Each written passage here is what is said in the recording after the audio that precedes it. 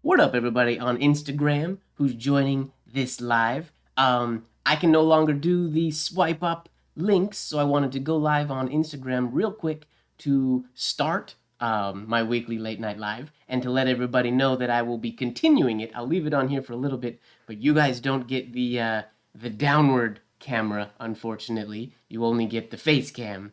But on YouTube, I have the two cameras set up. So I'm going to start here just for a little bit on Instagram. And then if you want to continue watching my late night live, jump into the YouTube link, follow the link in my bio, and you can join along. We're going to be practicing this week's Sig Slingin' Sunday. So this is the signature we are doing this week. So people on Instagram, people on on YouTube. This is a tough one, but I'm having so much fun with it. Yes, we are on YouTube today. We are on both. I just wanted to jump on Instagram and let people know that I was on YouTube because Instagram is not letting me do my regular swipe up links and stuff. This was my warm-up today, right before I started the live. This was my warm-up to make sure my hands were ready to write. But if you're joining in on the Sig Slingin' Sunday challenge, and you want to grab some ink and some paper, we're gonna dive in to practicing this signature. Awesome. Transferred over to YouTube. Thank you very much. That's why I did the Instagram live, because it's hard for me to let everybody on Instagram know that I'm live on YouTube, and Instagram and YouTube don't like to cooperate. So like I said, this is the signature that we're working on today, E.E. Gaylord. There's a couple things about this one that are going to be a little challenging. If you watched my breakdown, then you totally understand sort of how this signature works. If you didn't watch the breakdown, you're going to sort of see it happen almost unintentionally or not broken down quite as thoroughly right now.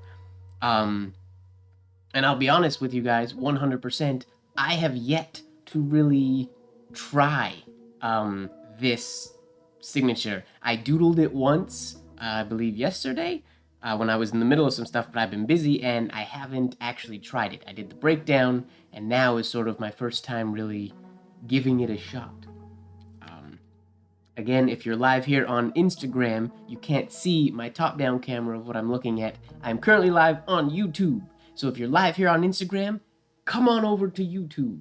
I'm now going to end my Instagram live video because it feels silly to keep these both going. Is it silly to keep them both going? I can't decide which I should do.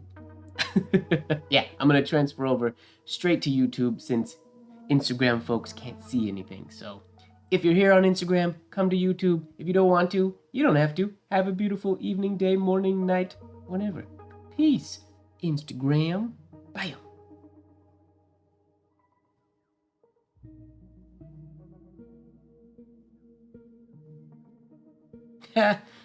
Share to IGTV? Oh no, I don't want to share to IGTV.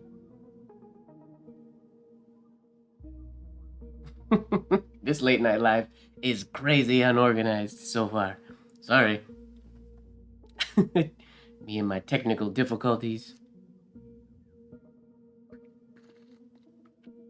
I really wish I could put out a proper notification through YouTube or through Instagram to YouTube, but whatever.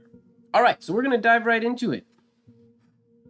If you're following along or if you're trying to join in on the challenge as well, now's the time to grab some ink and, and jump in.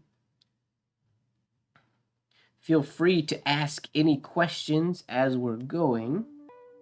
Today is not going to be as much like the last 2 weeks. It's not going to be quite as structured. I'm just going to be doing sort of a fun play writing session, starting off with trying to get this signature, and then we'll see where the night takes us. All right, here we go.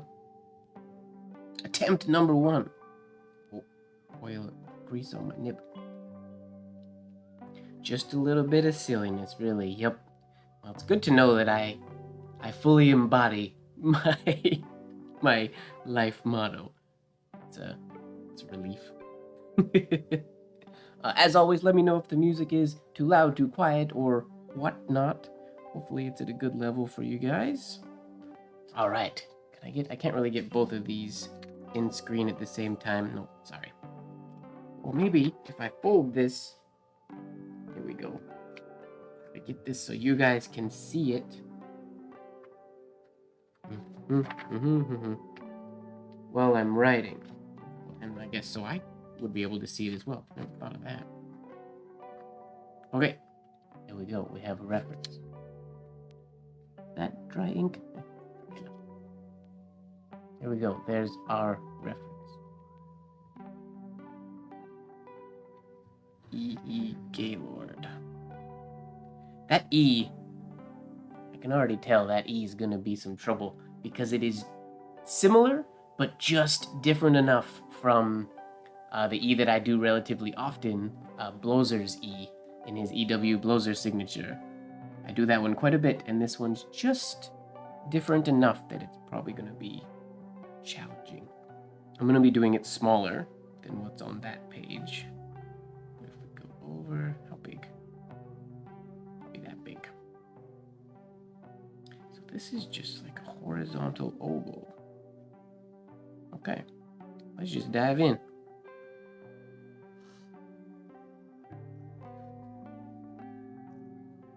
Whoa, there's no loop after the E. Okay, where did I go wrong here? Now you guys can see my entire process of how these get put together. I don't like to overthink it. I like to just go for it and then analyze. And this is the big difference. You can see this this angle going on there. That's how EW Blozer does it. But Mataraz ends up going up right away, almost like he's going into an instant horizontal oval right there, which is cool. And then I have to get this down a little bit more. Almost touching the straight line. Okay, that's good to know. Shade. Decently shaped shade. I'll work on getting it bigger later. To come around. Where's my baseline? Okay, so that's above the baseline, so we're good there. Come up. Need to make this narrower. Oh, I need to remember where all of these cross. So that's good. This cross is right in the inside of that loop. So that's good. I just have to remember to go up from about there. So I have to remember to properly align it with a baseline. What's going on, Mohamed? Yeah, we're mellow today. Chill. Same music as last week. A chill vibe music. Okay. This transition right here, the bottom of the second E, throws me for a loop. I don't think I've ever gone from the bottom of that E up into either a lowercase letter or up into another capital. I always put a loop below the baseline, so that's gonna take some getting used to. Okay, so that's line 1, 2, 3, 4. So if I start on a line, go up to another line. Okay. So if I start right on this line, my baseline will be this one. Okay, that's all I need to know. Sweet. All right.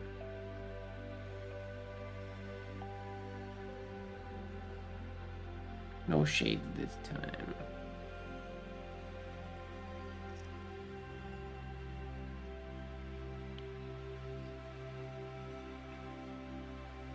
Oh. There we go. Yeah, this has to come in a lot quicker.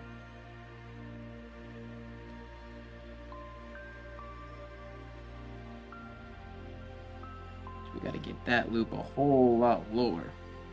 Okay, we can do that.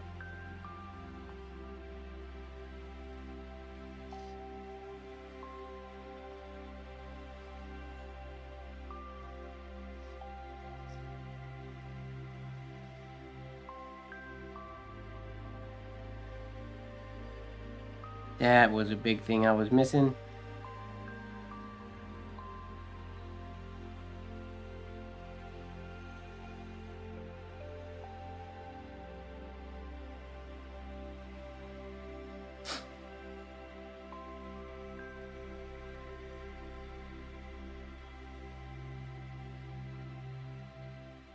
It's not big enough?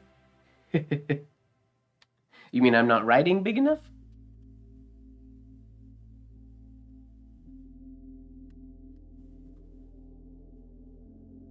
Okay.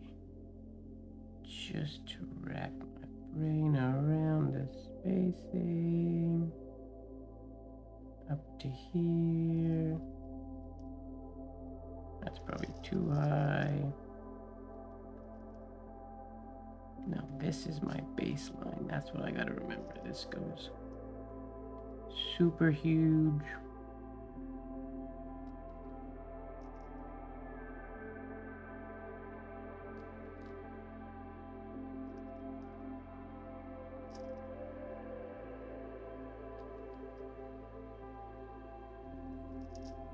Boom. Okay. There's the idea.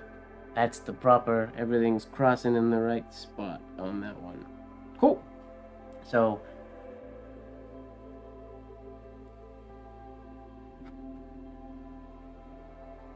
all right. Now, we turn that into a hairline drill. Because this all happens relatively quickly unless I decide to stop right here. Either would stop there or there are my two options. The rest I want to be flowy all the way through.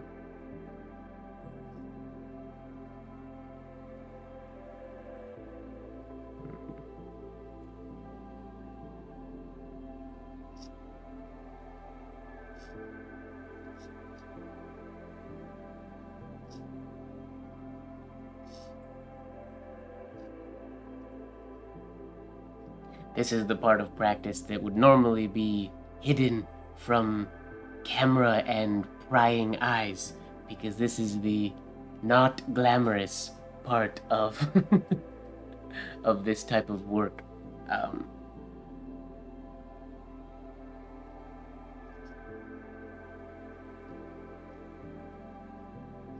This is the grind.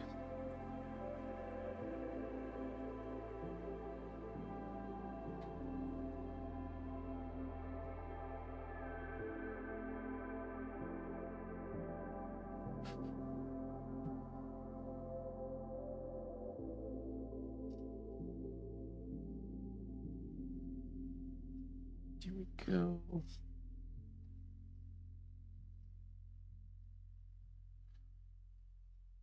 Yeah, I'm still getting too much of an angle there. I gotta bring that up quicker. Ah, well, thank you very much, Vicky. Welcome.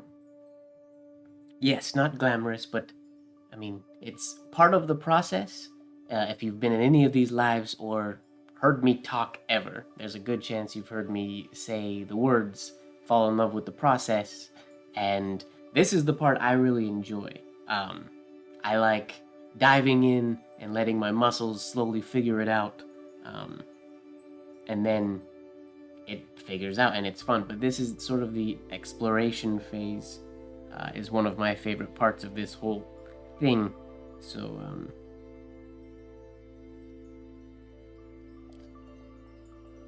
I enjoy it. I'm adding a little bit too much of a compound curve in there. I gotta keep that straight. My elbow, when I'm doing, for this signature, I'm executing it in whole arm movement rather than forearm movement. I would love to be able to do it in forearm movement, but what ends up happening is if I have my forearm down, when I get to this one, I'm actually writing it about small enough that I probably could do it with forearm. Actually, yeah. But when I do signatures, I find that when I get to the outside edge of my signature, the range of movement that I have, the range of motion in the flexibility of my personal forearm, doesn't allow me the freedom to go everywhere I want without the muscles restricting me. Like you can see, if I were to do just some ovals here, like at my center, and then if I go up a little bit more, If I go up even farther, you're gonna start seeing this like straight line right here that I'm hitting the extent of where that skin will stretch. And the same thing happens if I go down below. I'm good to there, but then I start getting, it's fascinating doing it this way because you can actually see the very clear-cut line in that direction where my arm stops me from moving. So I'm in the habit of doing signatures with whole arm movement. All the drive and the motion is essentially the exact same, because even when forearm movement is happening, my upper arm and my shoulders and everything are what is driving the whole design and all the writing. But I'm restricted. Like, I have a little bit more control when this is down here, but when I lift it, I'm not restricted. I lose a little bit more control because my upper muscles have to work a little bit harder to control sort of everything. But I have a little bit more freedom of movement. Like if I were going to be writing this signature this big, as big as I printed it here, I would need for sure 100% to do it with whole arm, because I would never, like even with forearm, I can reach from about here to about here without, I could bend my elbow and then get what I like to call hinge movement. Like I could get to there, but it's not going to be standard forearm. I don't like anything in here to move. So I am writing, yes, today with whole arm movement, but realizing that I'm writing this one currently small enough that I could probably do it with forearm movement if I really wanted to.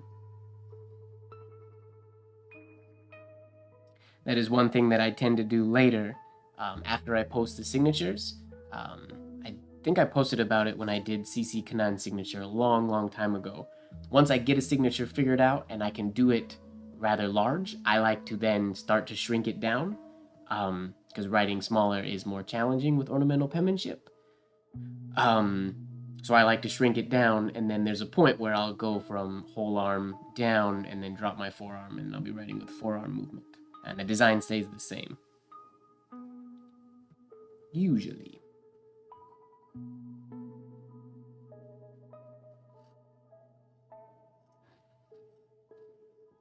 Whoops.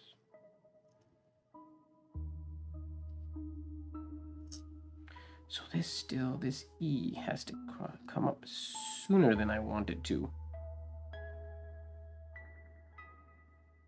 Normally, when writing an E, I'll explain to you guys why that's kind of throwing me for a loop. When I do like a standard E for me,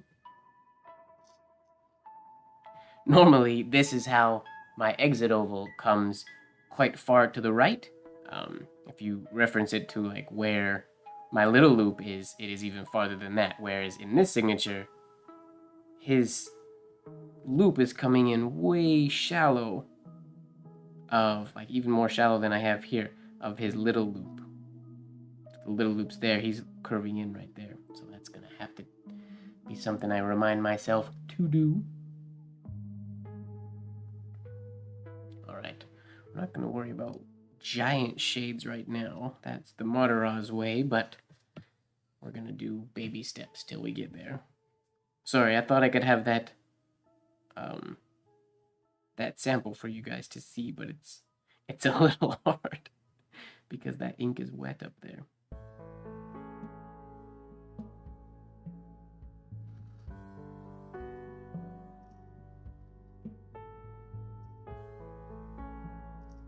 That's the idea.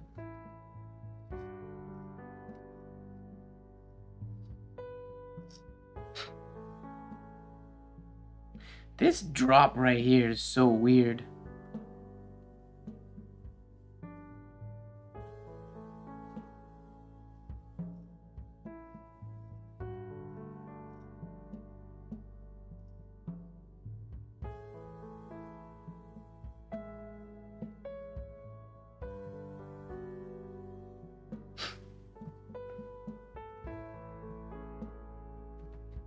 Raise my chair up a little bit. Okay. Who in the chat right now is trying this signature by any chance? Are you guys diving in? Are you practicing it? I like the drop. I just find it weird to do. I don't find it weird looking. I think it looks good.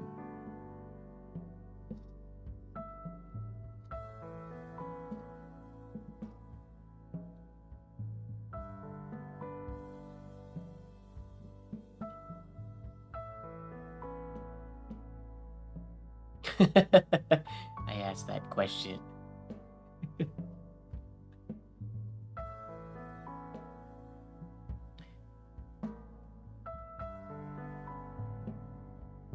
You're not used to writing through a line? What do you mean writing through a line? Oh, do you mean like where this is on a line? I saw yours on Discord. It was good. A worthy first attempt. Woohoo! Fozzie's writing. Nice, Jesse. Yeah, warm up a little bit. I was quite impressed with my warm-up today. I quite like this alphabet. I mean, it's messy as all heck, but broken down, the letter forms were quite nice. I think I want to start doing like an alphabet a day type of a thing. Not like a challenge. I don't want it to be an official thing that I'm telling myself to do, but I want to get in the habit of doing more full alphabets. Very inspired by the old scrapbooks lately. And they did so many full alphabets. It doesn't help that Brian iCursive on Instagram has been posting so many really dope alphabets. It's been inspiring.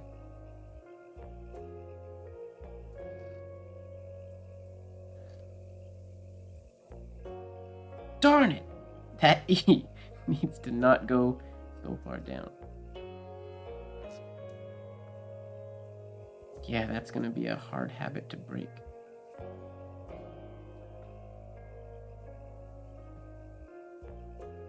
Ah, if you're used to doing engrossers, then now you get to take off the chains and you get to set yourself free. Engrossers to ornamental penmanship is like playtime.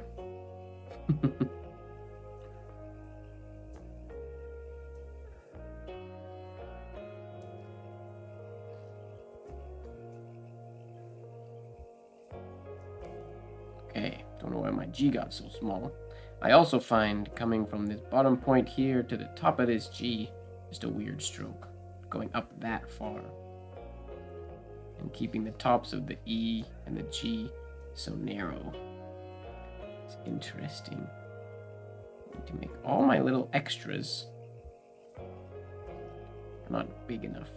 I need bigger extras. Okay, new sheet of paper. That slide over there. You guys would get a kick out of my floor when I do late night lives, because I write on so many sheets of paper, and since my desk is sort of floating in the middle of my room, there's nowhere really easy to set them down, so they just kind of get let go, and they go like sliding across the floor in any given direction wherever I let them go. So when I finish late night lives and I stand up, there's just papers everywhere, some still wet ink, mostly dry ink, that I have to go and collect them all into a pile to be used later. I flip them over once all the ink's dry, and then they become practice sheets for the week or whatever.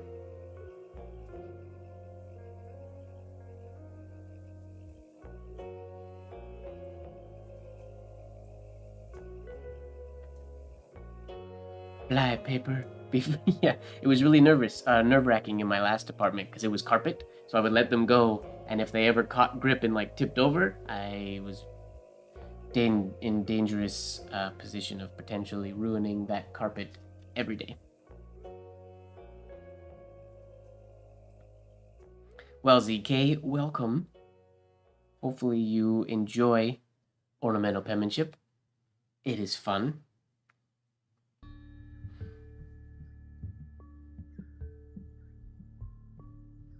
At least I find it fun.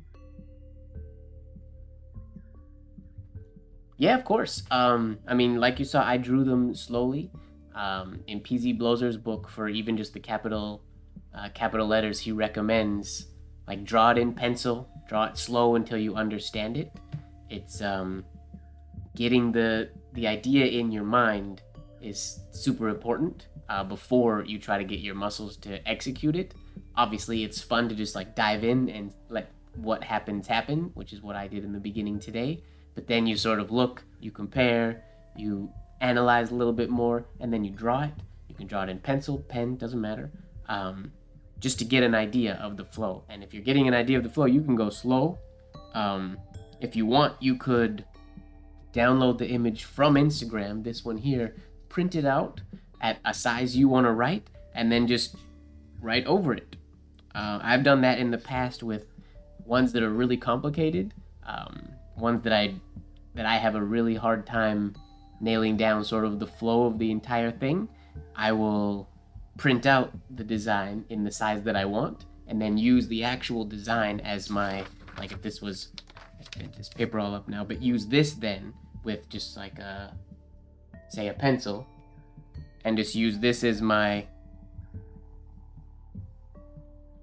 again, 1, 2, 3, 4, 5, 6, 7, 8, 9, and just use that as my traffic. I like to sort of, I think it's good to try to figure it out without the direct reference, without the copy reference, but I mean, it's not a bad idea to do it that way. I guess the important part is that you don't, eventually, that it's like training wheels on a bicycle. It's good to learn with training wheels, but if you don't learn to ever take the training wheels off, then the training wheels weren't really helpful. They were just sort of, now they're part of the bike. And I don't want the using a printed model every time I do a signature to be the bike. I want the bike to be a blank piece of paper. That's a weird analogy. I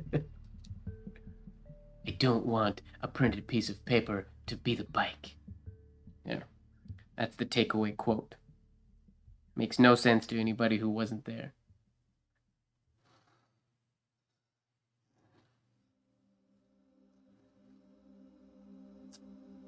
That's not too far off. I'm still, it's so crazy to me, the shape of Mataraz's E. Comes across there, and then he comes down and around this way. He has this, not even that much, just like that.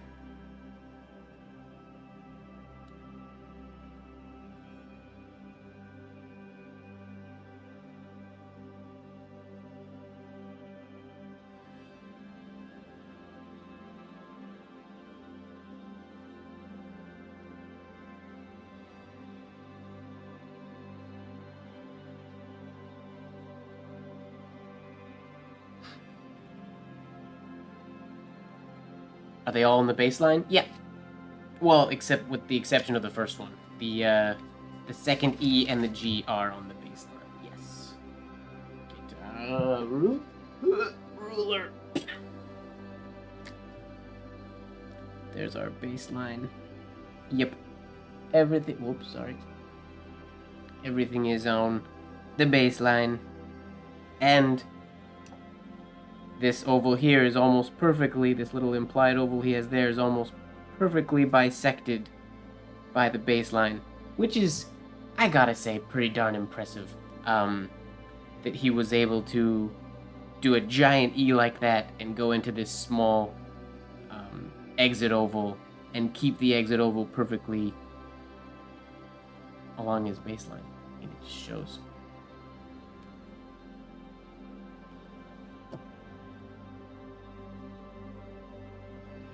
Okay, back to work. Mataraz is genius. He was very good.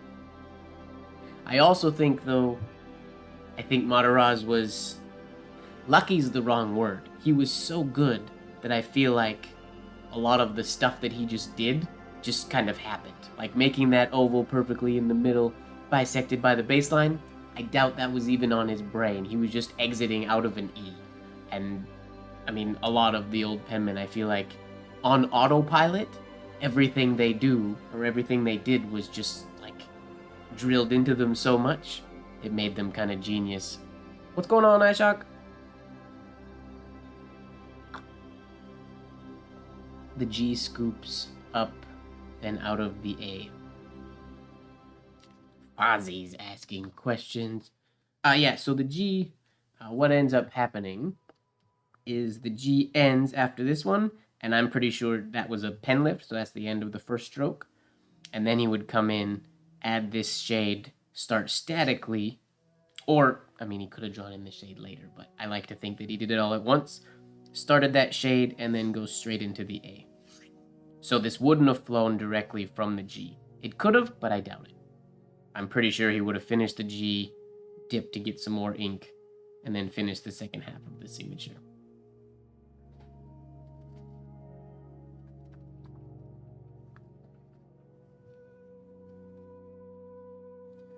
Madaraz was pretty good. I haven't done a whole lot of Madaraz study, if I'm being honest, in my years of penmanship.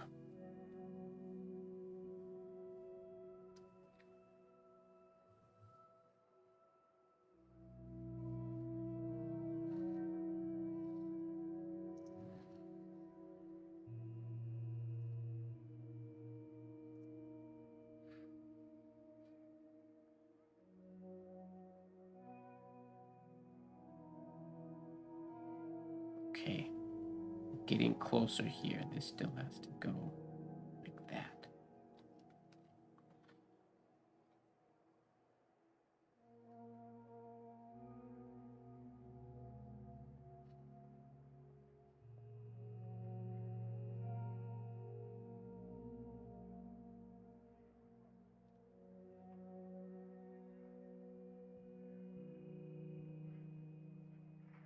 You are very welcome.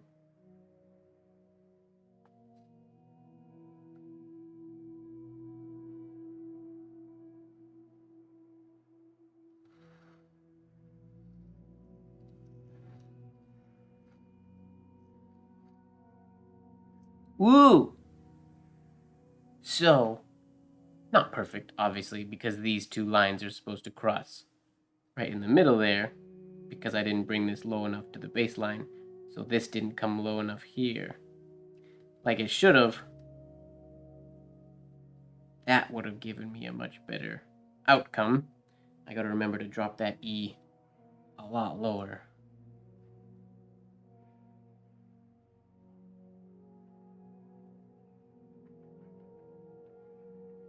Yours is too big?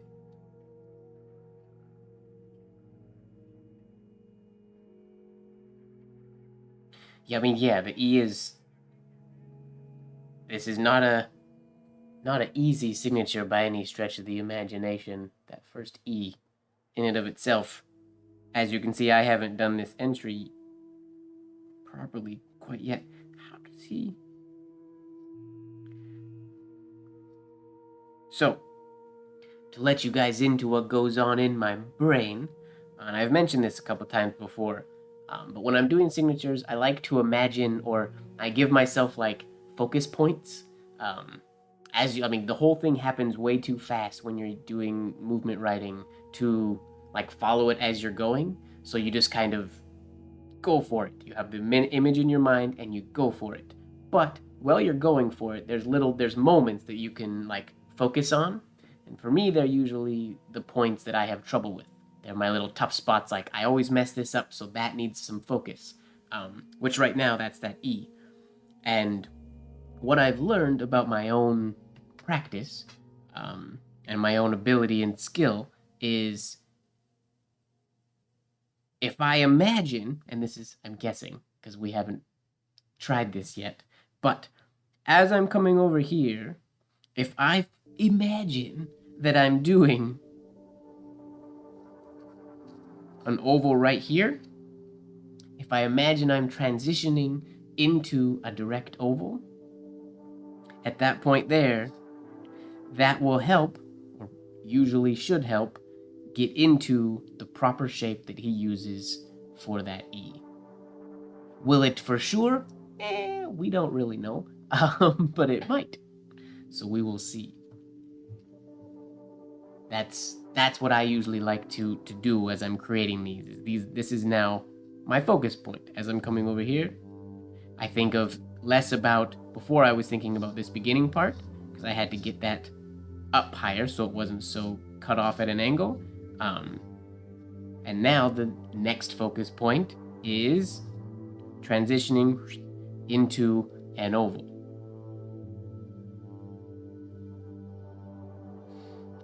I mean, there's no real rule to what's too big and what's too small. I would do it as you could do it slightly bigger than I'm doing it, but I wouldn't go much more than half a page. Half a page is probably a good size, manageable. But there's no, I don't know exactly the size that this signature was made originally, so I don't try to stick to a specific size rule.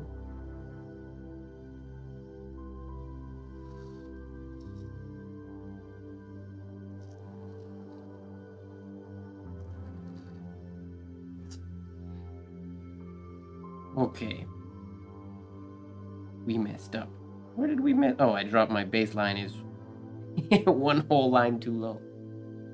It's kind of hard to remember where the baselines and everything go on this one. Because this has to stay above the line. Whoops.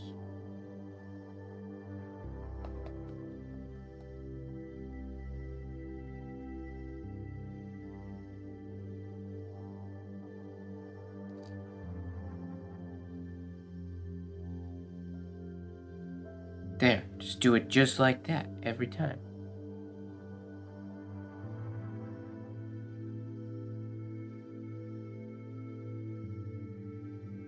We could drop this even a little bit lower.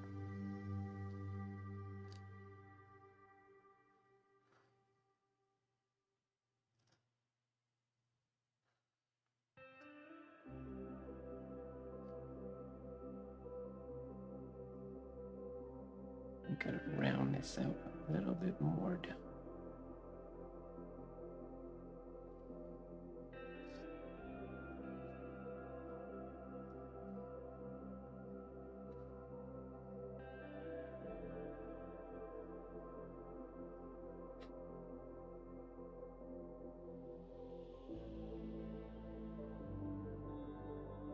You look, the G is not connected. You mean right here? At the end of it? Nope. It goes into a... But there is, I mean, because of the quality of printing and stuff, the Madaraz book, unfortunately, even the print of it, like if you have an actual new old stock vintage copy of it, it's not a great print, unfortunately. I don't know where the original plates are from the Madaraz book, but the book itself wasn't a great print, unfortunately. It's kind of a bummer. But we can... all we can do is guess. But I really... the chances of him going in and continuing on, like stopping and continuing, I think are rare. Just because of ink. He's gotta be almost out of ink after doing an E that's shaded that big. What would you say about adding the shades later? You totally can, and Madaraz was one who did touch up quite a bit the work. If I was gonna add shades later, I would prefer to touch up a shade later than to fully add the shade later. It is rare that a drawn-in shade looks to the eye like it was written. Yeah, it's very rare when, even in the old specimens and whatnot, it's very rare when you look at a piece and you can't tell that something was drawn in or touched in a little bit. The touch-ups, you don't really see as much because the shape of the shade was there, but a fully drawn-in shade usually is pretty noticeable, or relatively noticeable. So I am not a huge fan of the idea of it. Um, I do believe it was something they did quite often, um, touching them, making them bigger. Um, but it is more fun to imagine that they didn't and just go for it. But it's possible. I think if you are going to write in the shade later, you have to put a lot of focus on um, the shape of the shade so you really, really understand what that shade would look like if it was written at top speed so that you can draw it accurately. And that's one of the biggest differences, I think. How you can tell is it's just the shape that people make like an ideal shade when they're drawing them in don't look like the shades that are drawn in or that are written in with movement. They are just in the dynamic different. So it's hard to replicate.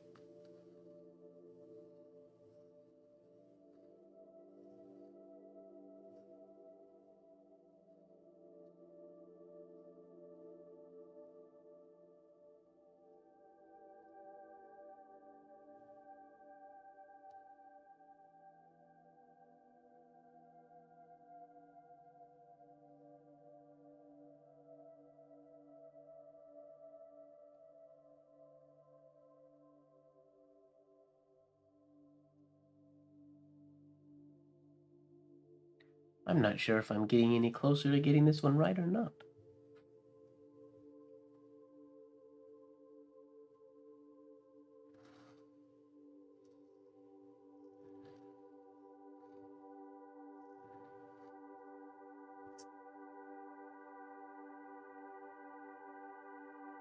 Not too shabby.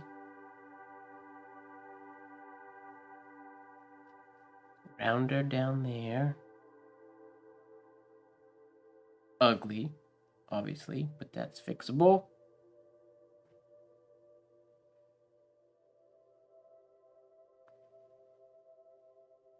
This E still needs to drop lower.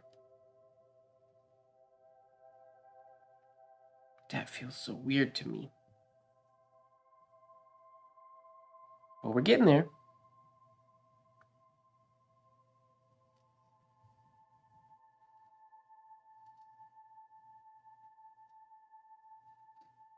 So now, going back to focus points.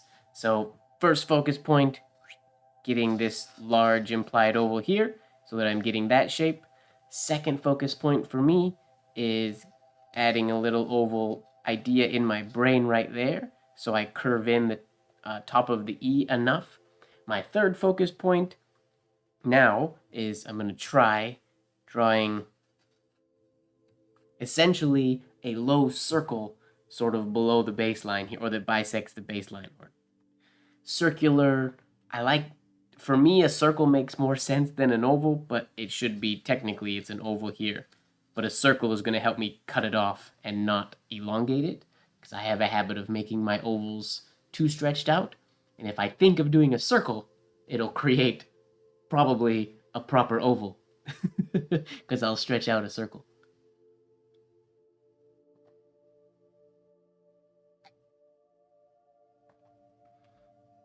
How long do I practice before I film a signature? It all depends on the signature.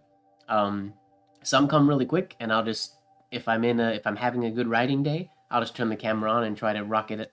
Like I'll just do a page of practice. Um, this one is gonna take me a little bit longer. Hopefully, I'll be able to film a good swing at it tomorrow. Fingers crossed. But this one's a challenge. Not because it's confusing. Some of them are challenging because they're confusing. This one's less confusing and more just different. It's just sort of, it feels different. Like everything Madara's doing or is doing is just, it goes, not against, but it sort of goes, yeah, against my habitual way of doing things.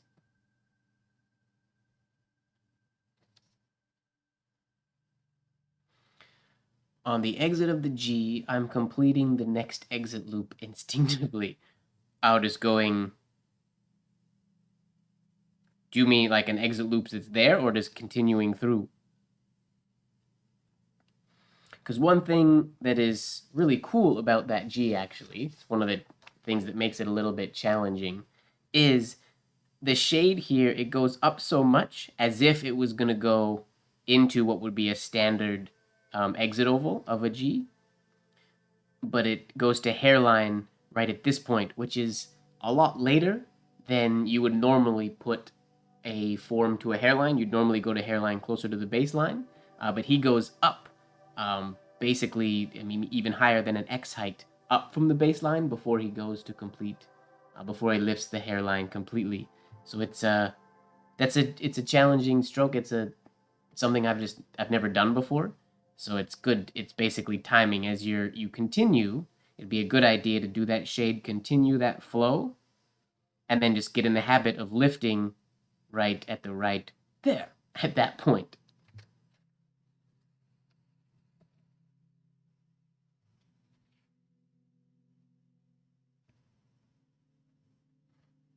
Yeah, I mean, he was definitely among the ones who liked to make his shades bigger than anybody.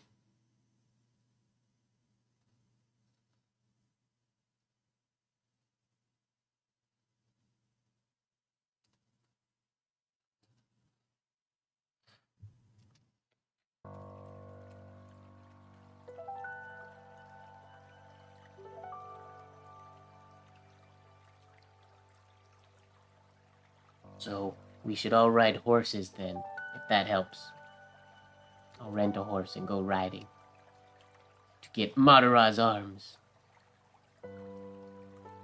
What nib he used, I can almost guarantee that he used either a Jalop Principality, a Zenarian 1, or those would be the two that I think he probably used. He also might have used a Muslim Perfection or a Jalot 604EF. Those would be probably like the four that I imagine he used, but I would assume he used the Principality or the Zenarian 1. Or any of their sort of counterparts. There was a lot of different, those nibs rebranded with different names, but I would assume that's what he used.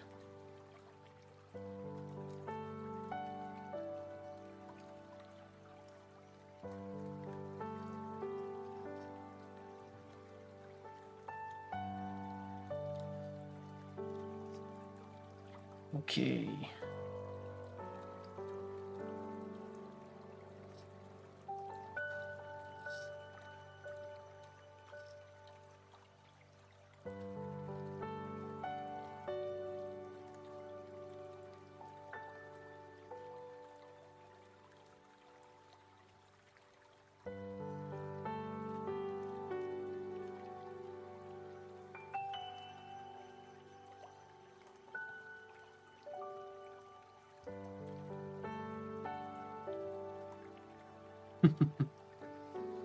On 101's work, it's a good nib. It's one of the nibs I use the most. I'm using a new Leonard Principle today, just because I haven't used them in a while, so I'm giving it a run. But Hunt 101 has been the nib that I use most often lately.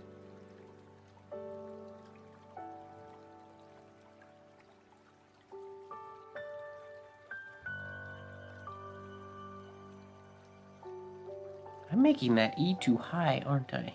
It should just be going to here.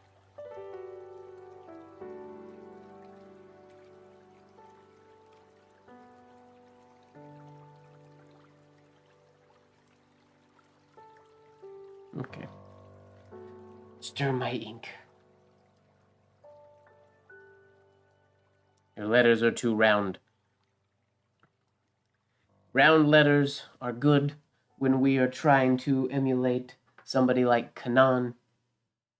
But when we're trying to emulate Madaraz, it's hard to write at a 35-degree slant line and have round forms. Those two ideas don't work together that well.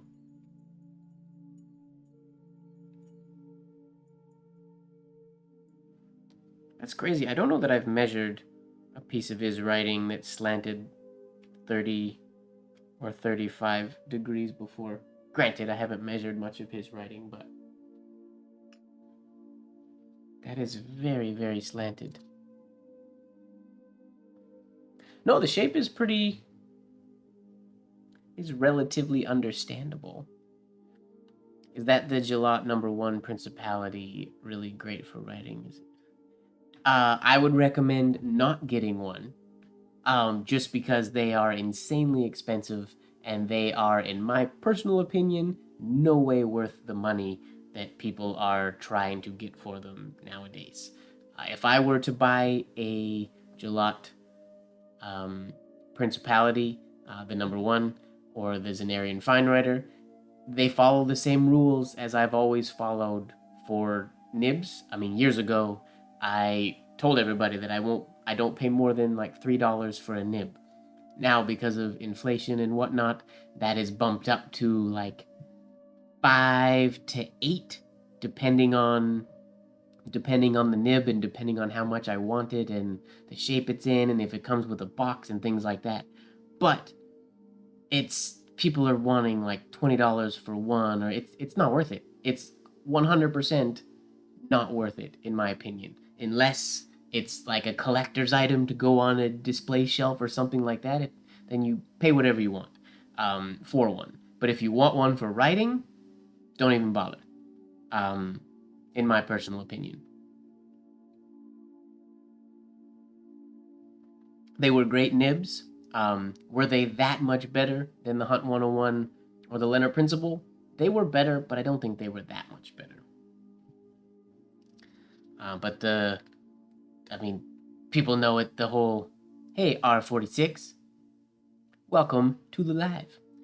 The dream points, in general, are all blown so far out of proportion. Spencerian ones, I find it crazy that they go for as much as like the Zenarian one or the Gillot Principality. The Spencerian one, I don't even like it.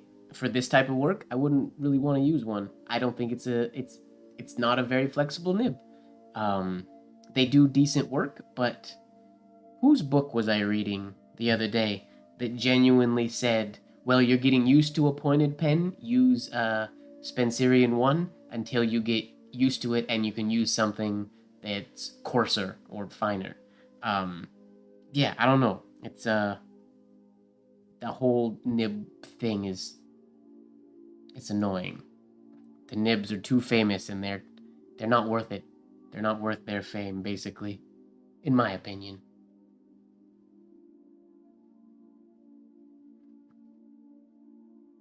And the issue with modern nibs is it depends on what sort of factory run, darn it, what run they came from. There are stiffer Leonard Principles, there are finer ones, there are Hunt 101s that are perfect, there are Hunt 101s that aren't aligned properly. Some of those are thicker or less. There's a lot of different variables, unfortunately. Nice. ZK, that's a good way to practice.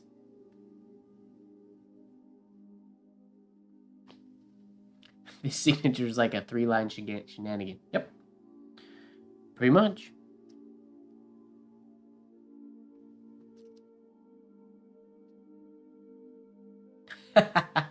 And you smeared it. Uh-oh. That's okay. That just means you gotta do it again. Notice I didn't say you have to do it again. I say you got to or you get to. Woo-hoo!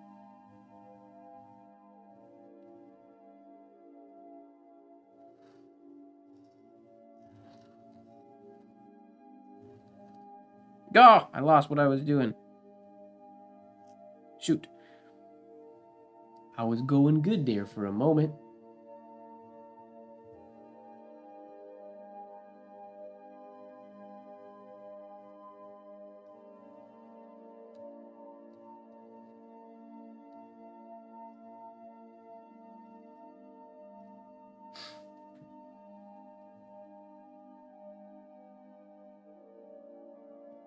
The big E is it's in general, it's challenging. The whole thing is giving me more trouble than I would like for it to give me. I guess it's been a while since I've done a sig slinging Sunday. Maybe I'm a little more out of practice than I like to imagine. Or this signature is just a lot weirder than it seems.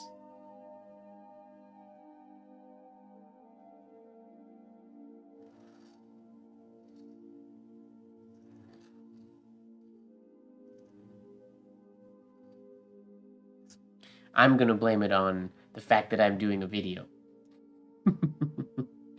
I'm gonna say it's the stresses of doing a video that is causing me to not be able to replicate this signature like I normally would. Maybe. Maybe not.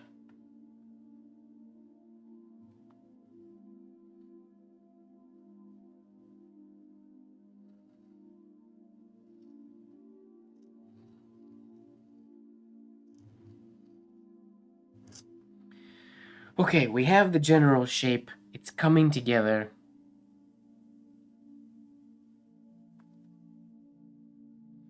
We just gotta start perfecting the forms now.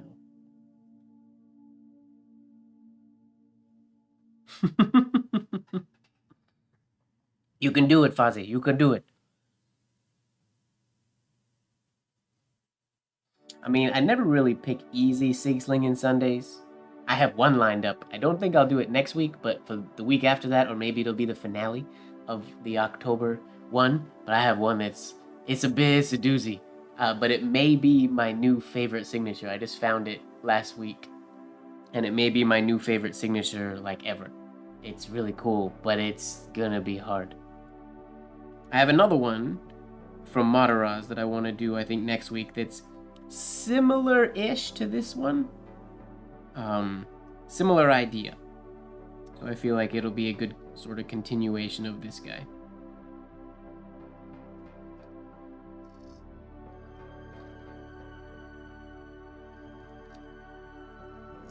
Okay, so this is happening way too often in that E. Other than that, though, I'm not that mad at that one. This just has to come lower. Which I can do that. That's easy fix. Yay us.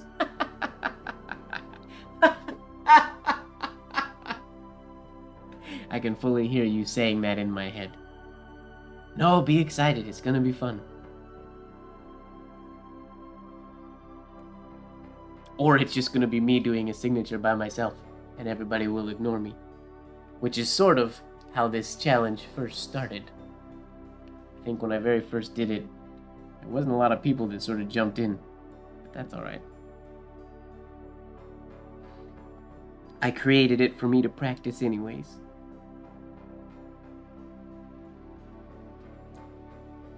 Yeah, going into the second E, I need to get that loop a little better.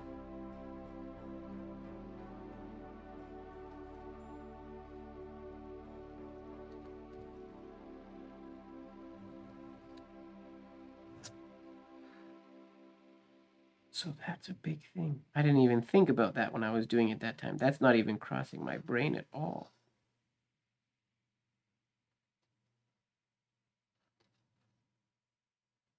Well, his is super long, so he brings this shape like way over here. Okay. So maybe that's the issue. I'm not doing the E nearly as angled as he was, which is not allowing me to make that lower oval as long. Maybe. I lowered my chair, but maybe a little too much. Oh, it's definitely easier if you write bigger. Okay, I lied. It's a 5-line Schnitt.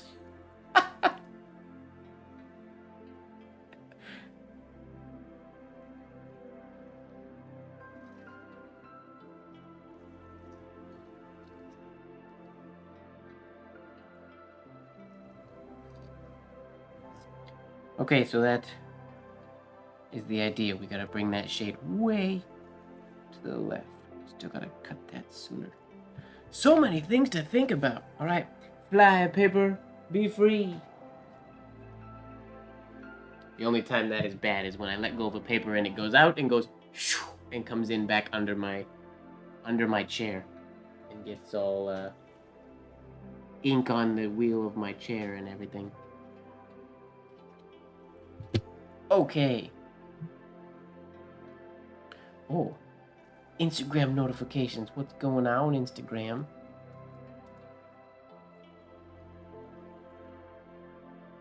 Got you. Sweet. Boom, boom, boom. You can do it, Fuzzy.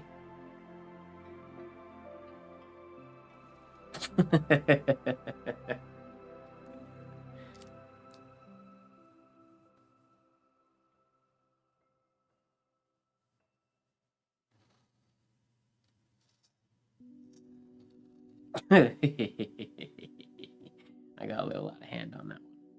Maybe about to there would have been where I wanted to go.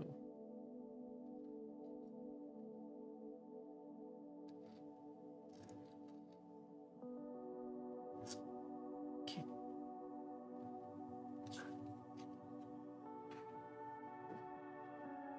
I don't want to do it that big though. Too big.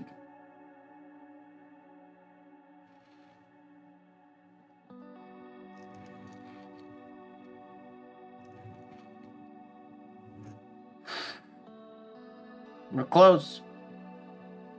Getting closer, folks. I'm losing this a little bit. We can get that back. Oh, you can't write with a fan. Blowing your paper away, that's not helpful.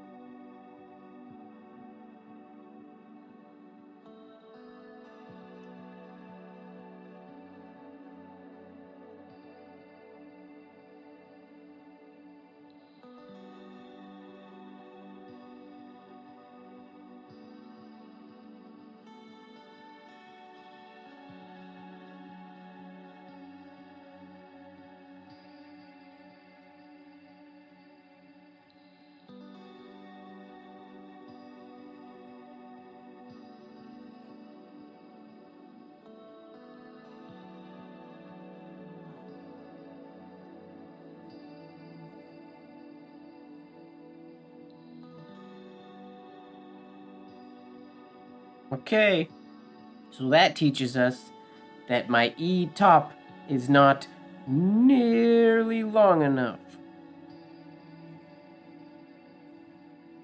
Jeez, that is huge.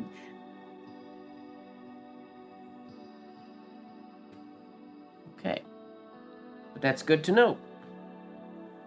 Now that we've got there, and also this has to go down lower. Yeah.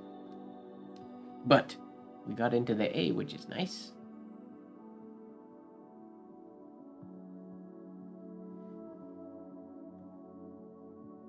The first E is around 35 degrees. Technically, it's the first two E's are 35 degrees, the G and the A are 40 degrees, and the Y to the D are 45 degrees, technically. And I never really measure angles that specifically. I just did it more out of curiosity. Because as you guys know, I don't like to get specific like that, but I was curious. So when I was making the file, I just drew a quick line on Photoshop to test the angles. Just because I looked at it, I was like, that is crazy slanted. What angle is that? And then I checked. All right, so that first line has to be so long. Okay.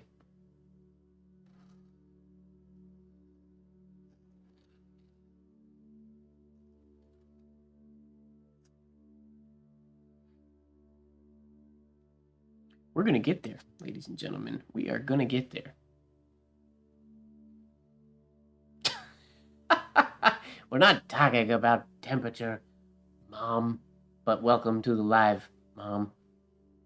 I feel like this is now my mom's Tuesday night thing. She joins the live just to say hi.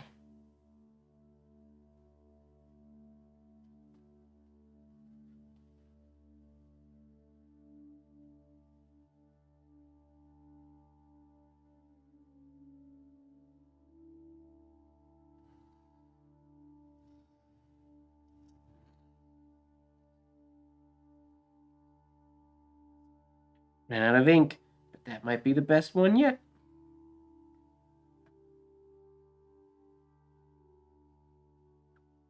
Hody, if your hand is shaking, is it because you're stressed? Or why? We shouldn't be getting handshakes. Okay, my G also has to come up to match Mataraz's G. This has got to come up almost to that line. Okay. Noted. Yeah, 45 degrees is too hot.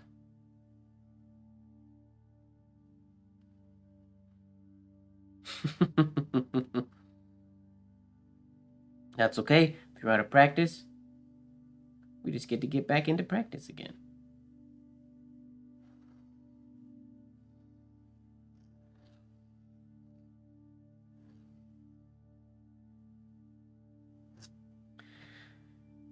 Okay. We're getting there. They are better than they are bad. If that doesn't make any sense. Good night, Mom. Okay, they are coming along.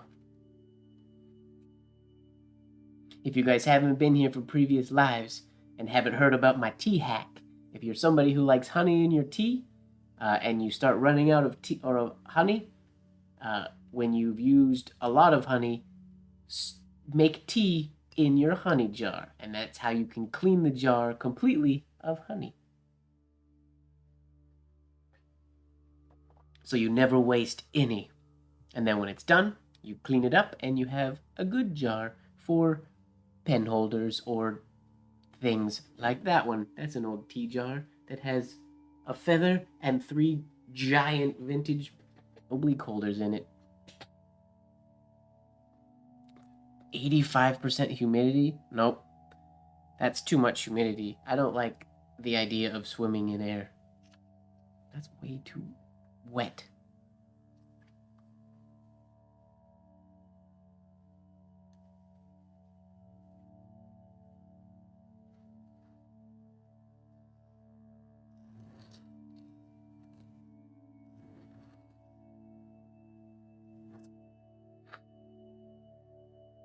I'm getting some nasty nib snaps on that E. Why is that specific place giving me nib snaps?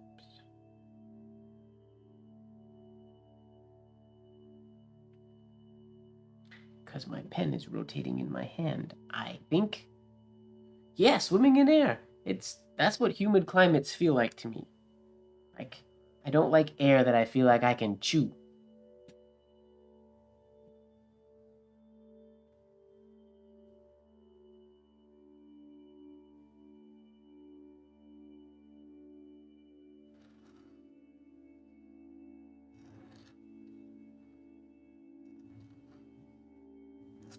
Ooh!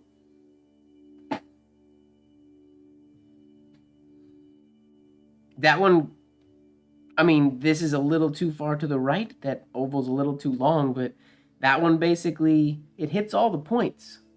Technically.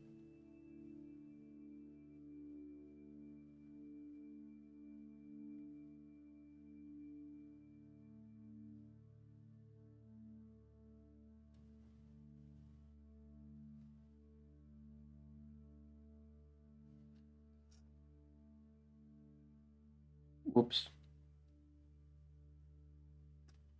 I made the A way too big.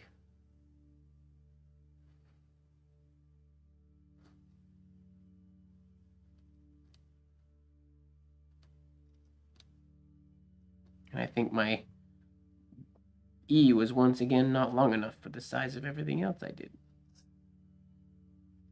I like when that happens sometimes. When you run out of ink on a big understroke like that, it's unfortunate that it's basically impossible to do on purpose. I mean, to get it exactly the same on purpose, but I like when it does that sometimes. Nice, Fuzzy. Congrats.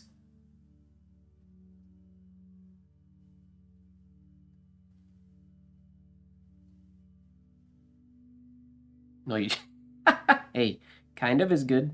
It's a step in the right direction.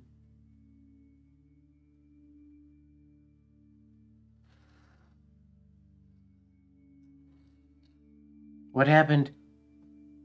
My paper might be greasy over here.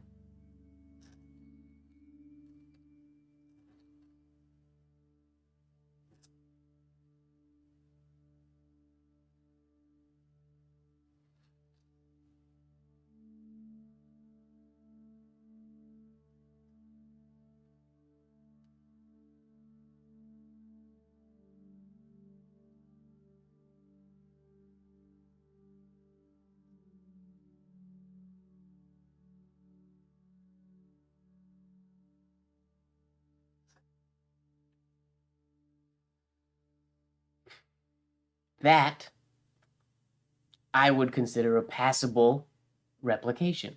Perfect? Not at all. But considering where we started today, that is the right idea. That's also much bigger than I was intending to write it, but I'm not mad at it. These little loops are definitely the way I do the loops and not the way Monteraz did them, so I gotta fix that.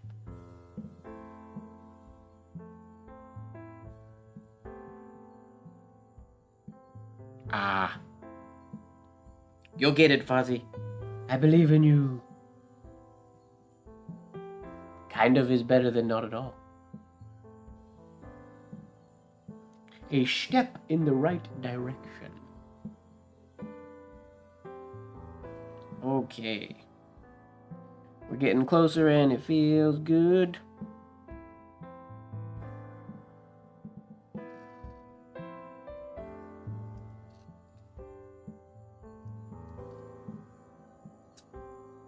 Yep. They are feeling a lot better. I still have to make this curve in sooner. And drop this lower.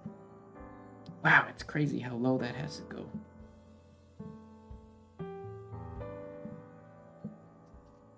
Cool. Oh, can I do another one this close to the bottom of the page?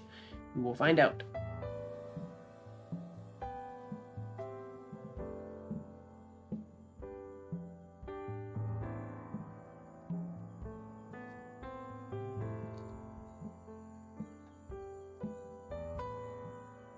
My paper is moving.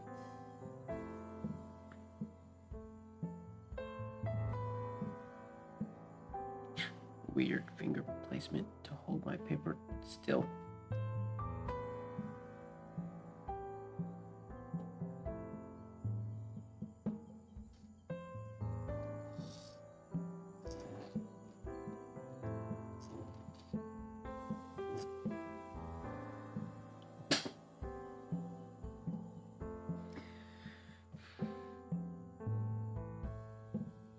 That's a big one. And this one, those two same issues from the beginning. Why is that so weird for me? It's really bringing this farther this way is what's gonna do that. Okay. You can do that. Oh. Threw my piece of paper onto another piece of paper and the wet ink got stuck.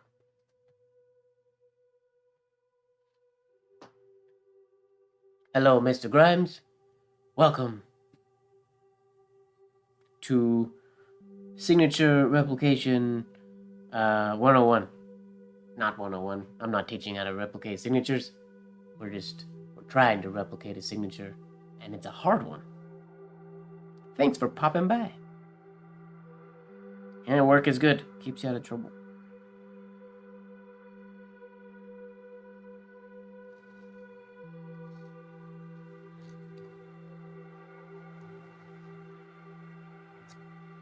Close.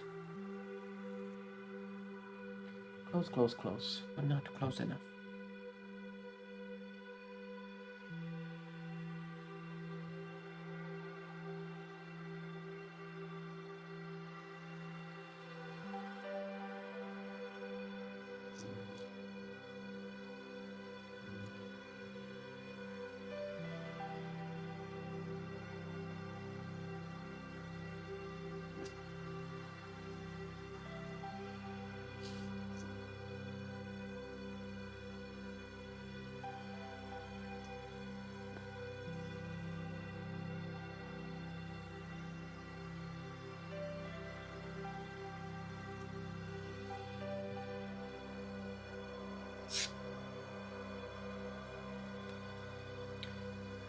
I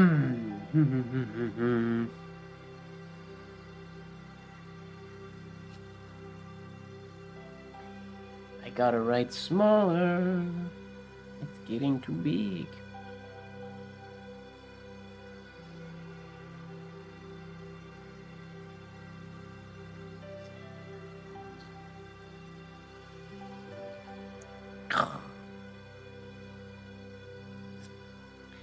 Nib Snap City.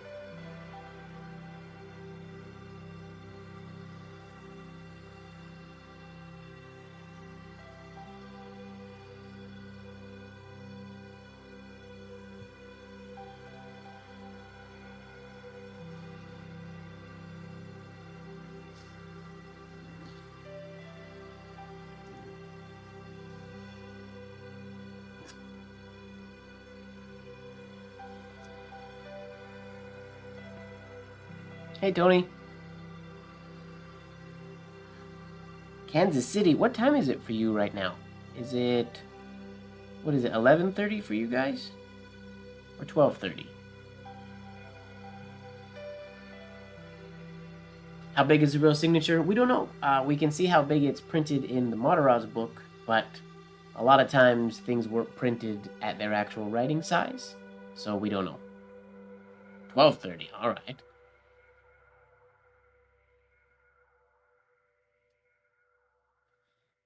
Welcome, welcome to our late night live. I'm not doing a whole lot of teaching or talking or anything like that today. I'm pretty much just repeatedly trying to do this signature and ironing out the issues with it.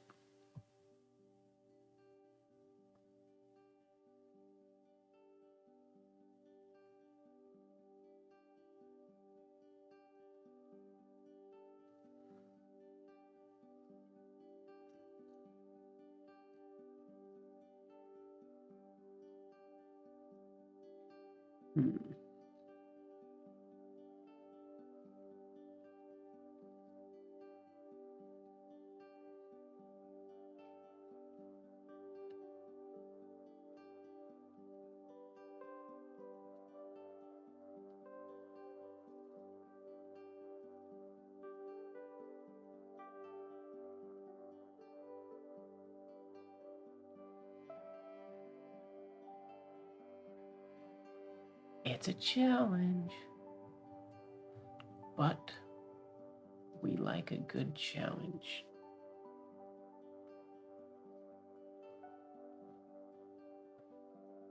I think I'm going to do at least one more next week. And then we'll see. I might change it up for week 3, or I might do a whole Mataraz month. I'm not sure yet. Depends what signatures I find.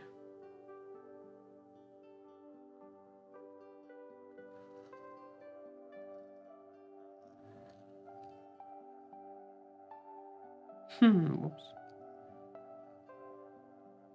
What am I doing?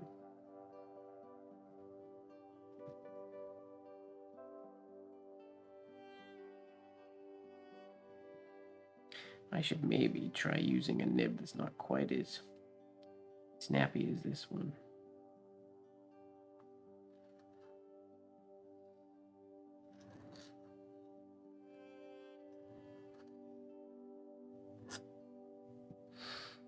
Close.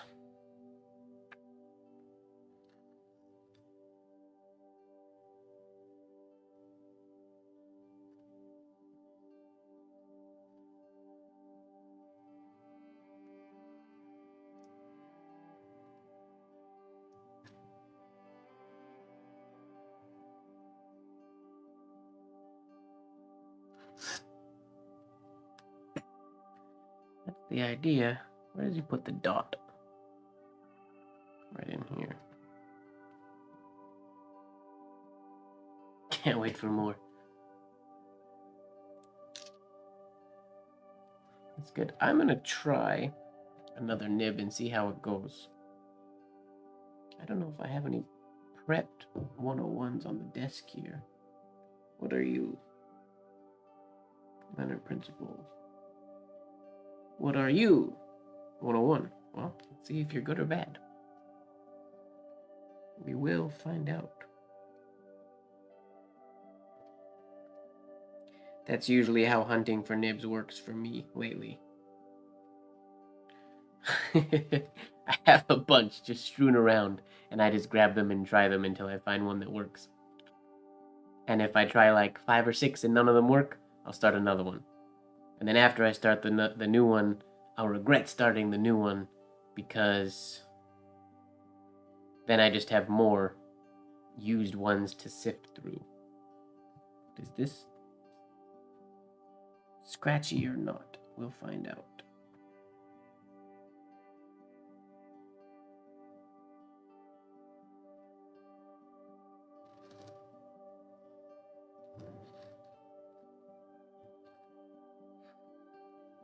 The hairline's not nearly as nice, but... Uh-oh, don't smudge it if you do it good, Fozzie. That's not a good idea.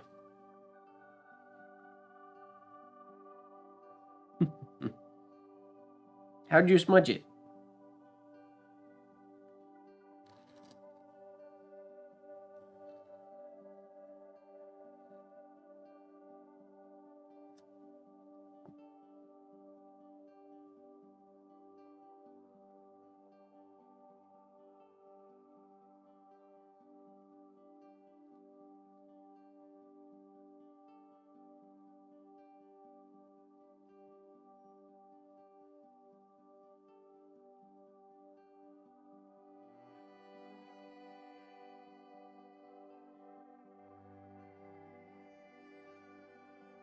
Small shades, but those two...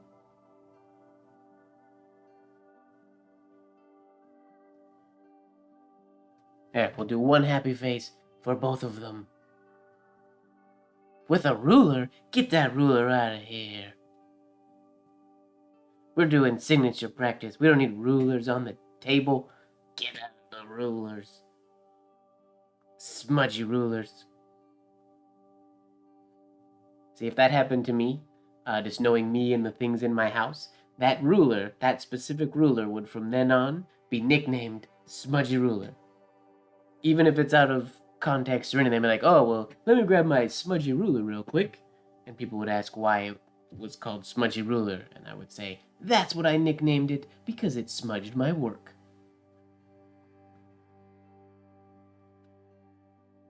Rulers hold the paper down. Gravity holds the paper down.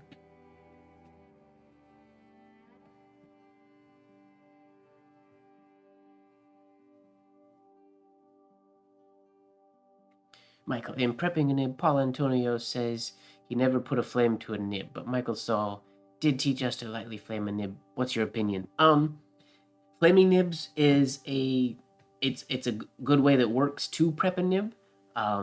Michael Saul flames Leonard Principle, or not, sorry, flames Nico G nibs primarily, and Nico G nibs are really tough.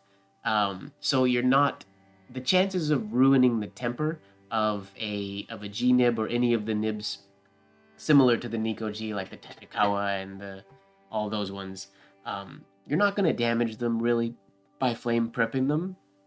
But if you're using a softer nib, like a Leonard Principle or a Hunt 101, they too can be prepped with a flame. I personally don't prep them with a flame just because of there's potential that the heat can change the temper of the metal. So I prep my nibs with toothpaste. Always have.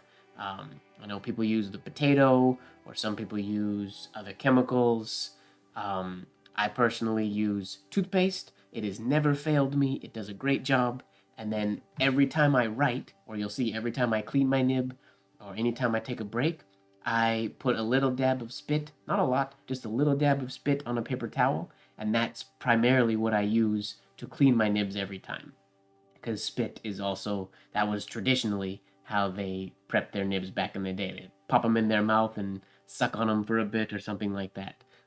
Don't do that. But,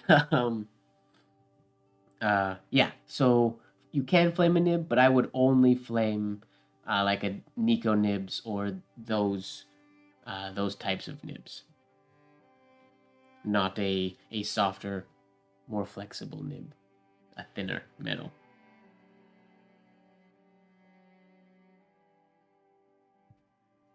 You are very welcome. And there's lots of different ways that people use. I know there's a lot of like specific videos about nib prepping. And there are many ways that work. I'm just in the habit of prepping with toothpaste. I usually prep sort of a bunch at once. I have this guy here. I have a little tin that I keep full of. It's got right now a bunch of like Mitchell Broadpoint nibs. It's got some Nikos in it. Basically, it's full of prepped good nibs. And I just keep it here. Right now, it's magneted to the side of my desk, but it stays usually in reach. All of my nibs don't make their way in there. Like I said, there's also 1, 2, 3, 4, 5. There's 6 or so nibs just strewn around on the right side of my desk right now. But yeah, spit and toothpaste. They're my go-tos.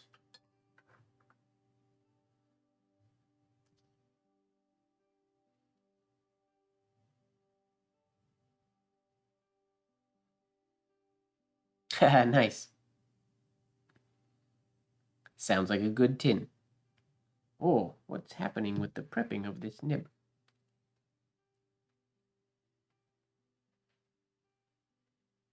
The nib is prepped, but the ink doesn't want to... There we go. That's better.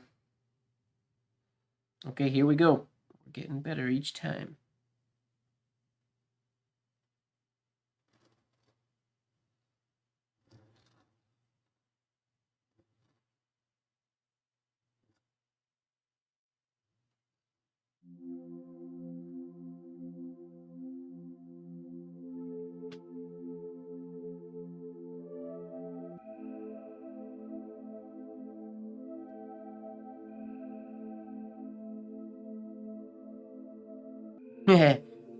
Knew I didn't have enough ink to do that one, but that's okay.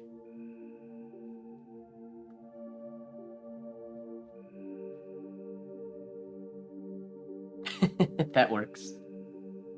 Sounds like a good nib tin. My nib tin was a gift from Chris Yoke. It has my...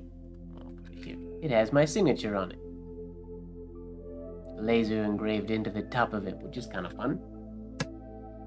Or my old signature, I should say. I don't actually write that as signature because it's way too hard.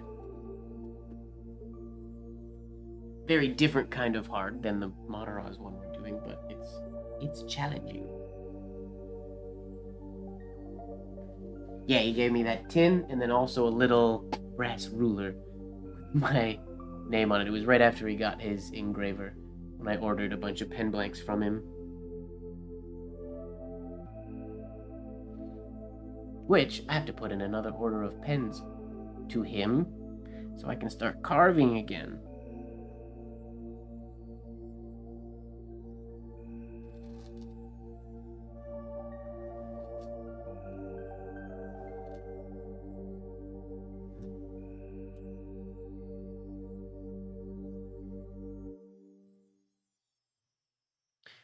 If you put nibs in a Ziploc bag, put one of those. I normally have one in my nib tin, and there isn't right now for some reason. Put one of those silica packs in there with them. One of these little guys. Just so to help pull moisture out of the air if you keep them in a sealed container. I would recommend putting a silica pack anywhere you keep nibs anyways. Just because they're handy on helping keep them from rusting a little bit. It won't totally stop them from rusting, but it helps. Usually, I mean, they accumulate. If you buy shoes or bags or things like that, I just keep them in. When I get them, I just chuck them in my nib drawer. I think my nib drawer has probably like 10 or so kicking around in there somewhere now.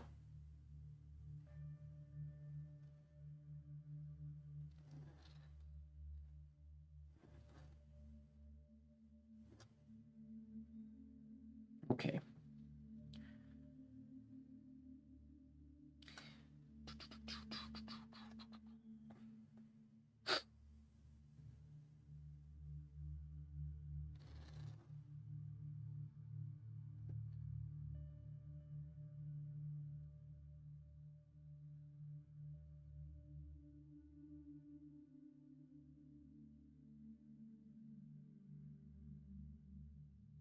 Well, then you just gotta keep buying shoes or bags.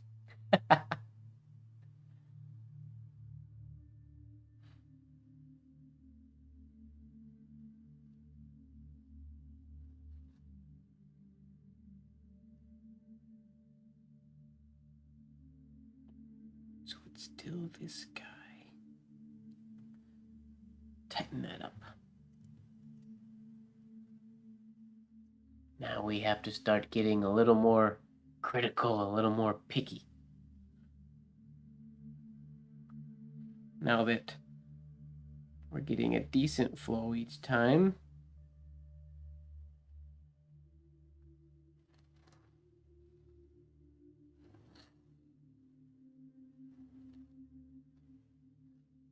Nope, totally didn't even think about it till it was too late. Darn it.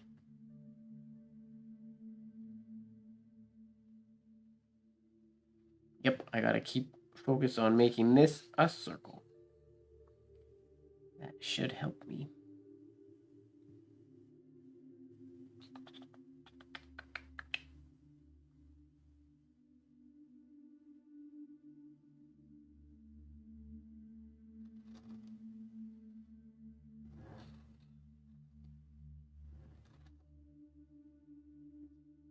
That's the idea.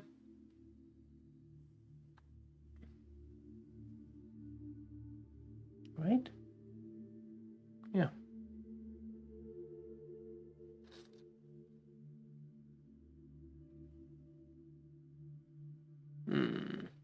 Didn't bring that low enough.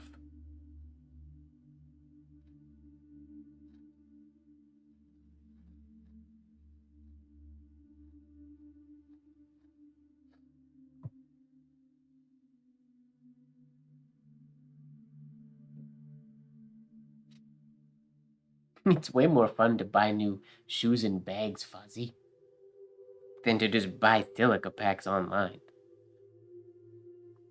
Or you could buy shoes and bags in bulk online, and then you also get bulk silica packs while you're at it.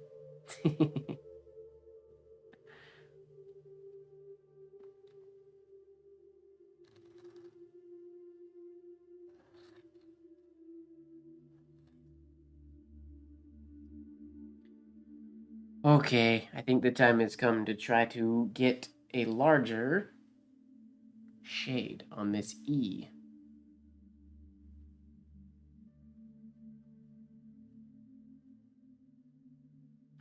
Oh, I think what you guys are seeing, there's a much bigger delay today than normal, I think.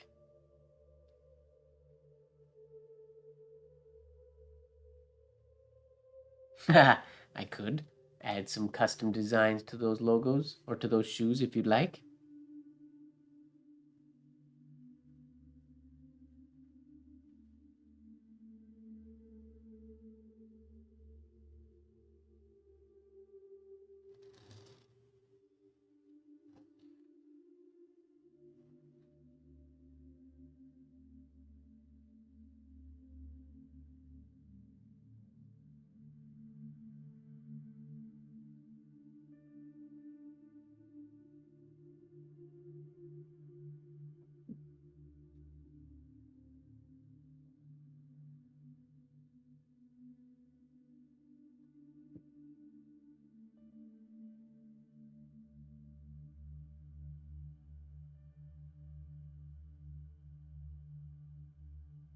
Okay.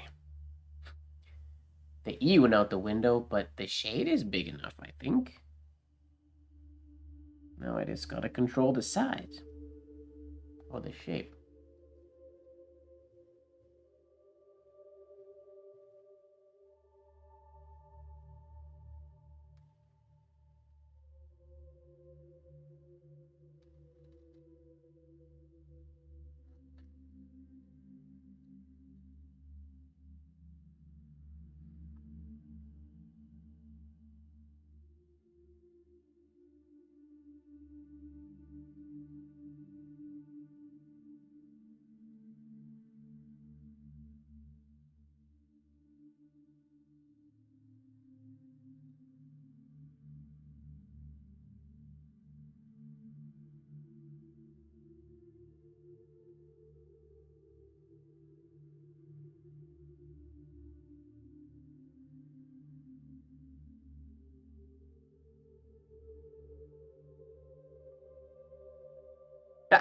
Not enough ink.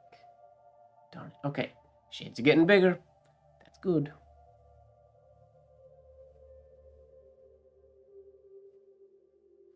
The Mondrian shoes? Yeah, they're... I was going to say, I have them, but I don't have them. Those weren't painted in my size. They are... I don't remember if I still have those or if somebody bought them. They might be in my closet, but they're not my size, so if they are, I can't wear them. I should sell them. If that's the case...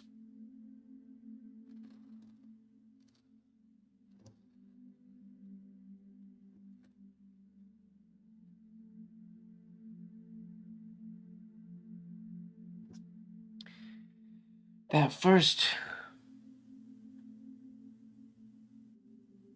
I just totally forget about it until it's too late. That stroke every single time. Darn it. I have to remember to make that shorter. My shades are getting nice and big. That's the right idea. But now, focusing on the shade size, I have forgotten the rounded exit stroke. Fozzie. Smudge City. Smudge City.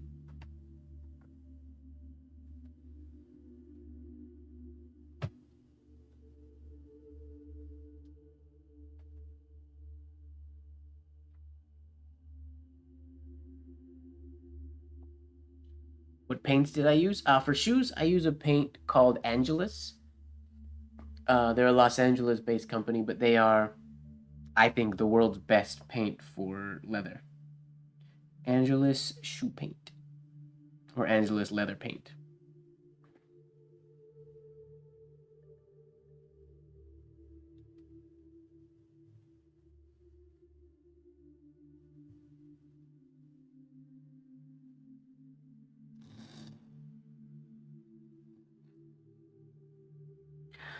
I forgot again.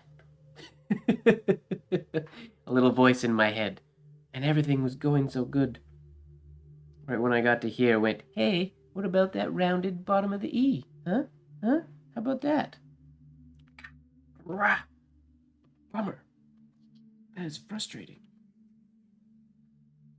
Stop making the same mistake over and over and over again, Mike. That is unacceptable.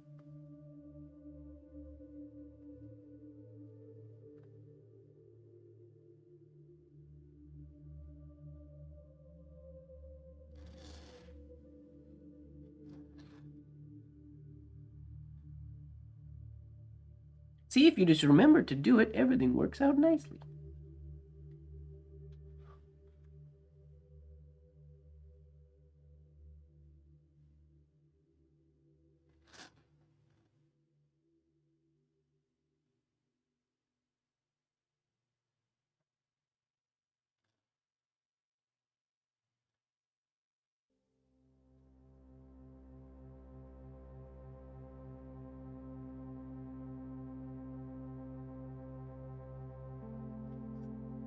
Ooh, a little too long there, but that's all right. Lost my hair. We're close. Ladies and gentlemen, we are very close. They're acrylic. Fabric paint is just normally just an acrylic with what's called a fabric medium added to it that gives it a little bit of elasticity. So it's essentially just acrylic with the perfect amount of fabric medium to make it flexible so it bonds with the leather.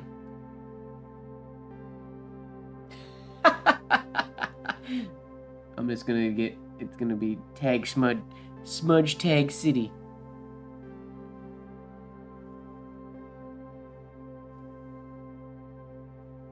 Right on. We're getting there. This is fun. We've made some genuine progress this evening. I think this is the first time I've ever filmed this whole process.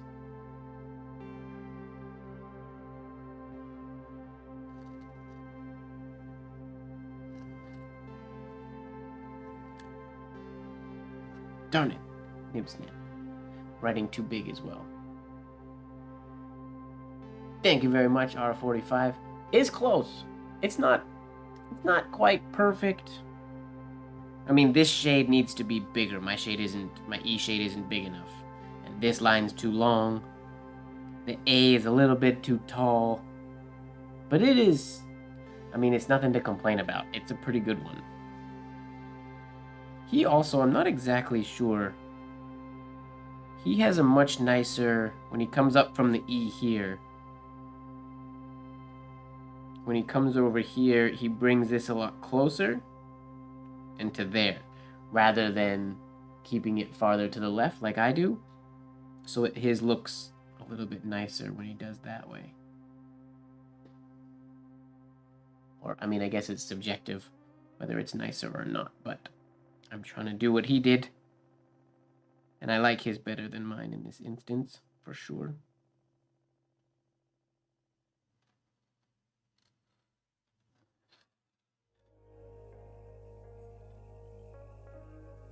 That was better.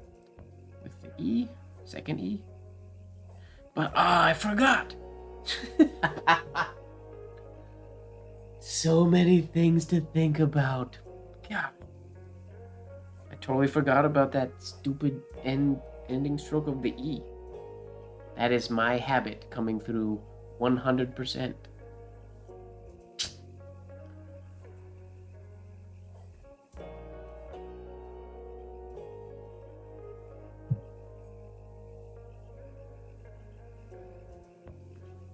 Yeah, this little loop here on his is very, very large, much bigger than my own. I need to make it much bigger.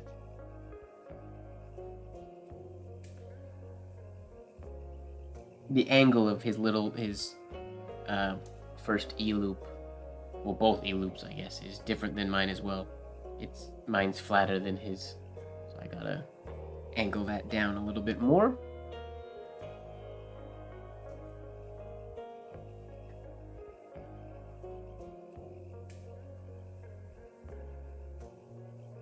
This one. I forget to make that rounded and cut off every time.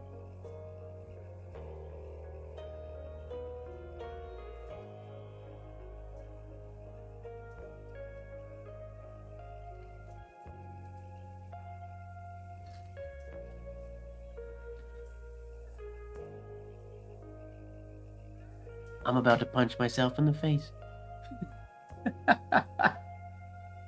The second I finish that stroke, my brain goes, "You forgot again." Doesn't remind me when I'm doing it. Or right before I start. That one's even down angle. That's the bad one. But it definitely pops in my brain right when I finish. "You forgot. Hey, remember that stroke you weren't supposed to forget? You forgot. Hey, Mike, you forgot." It's in my brain every time. Yeah, I'm not actually gonna, well, hopefully I don't get, penmanship should never make me that angry. If it does, I shouldn't be doing penmanship. It's just frustrating to make the same mistake over and over again when it's an easy mistake to fix.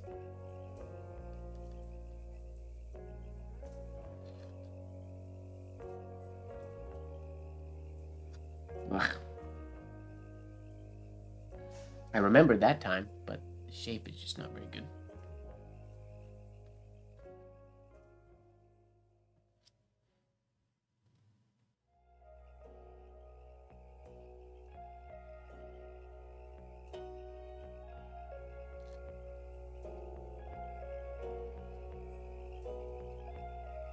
Forgot again.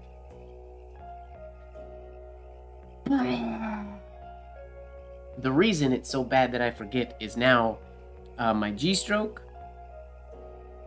crosses the ending of the E every time. They're in a bad place. So every time I make that mistake, it affects what comes next. So it's not a mistake that allows me to just keep going blissfully. Round, just make it round. It's easy fix.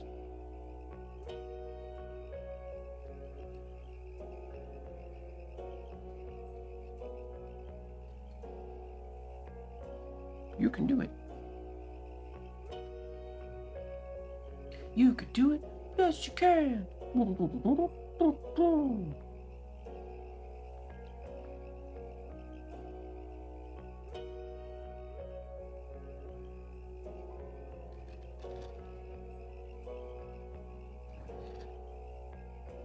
Oh, my nib caught. We were doing so well.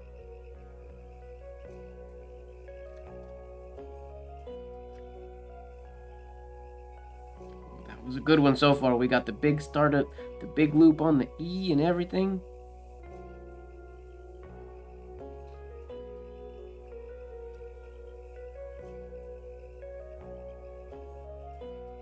I'll tell you what I mentioned in the beginning, getting this shade or this stroke to come up to that point is on its own, that's a tough place to lift that stroke, because you have to finish the shade and then continue a hairline for, like, in my instance, like 1/4 of an inch. Yeah, like that.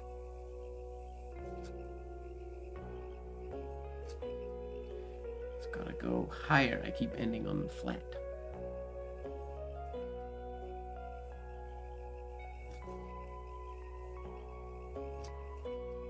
Okay.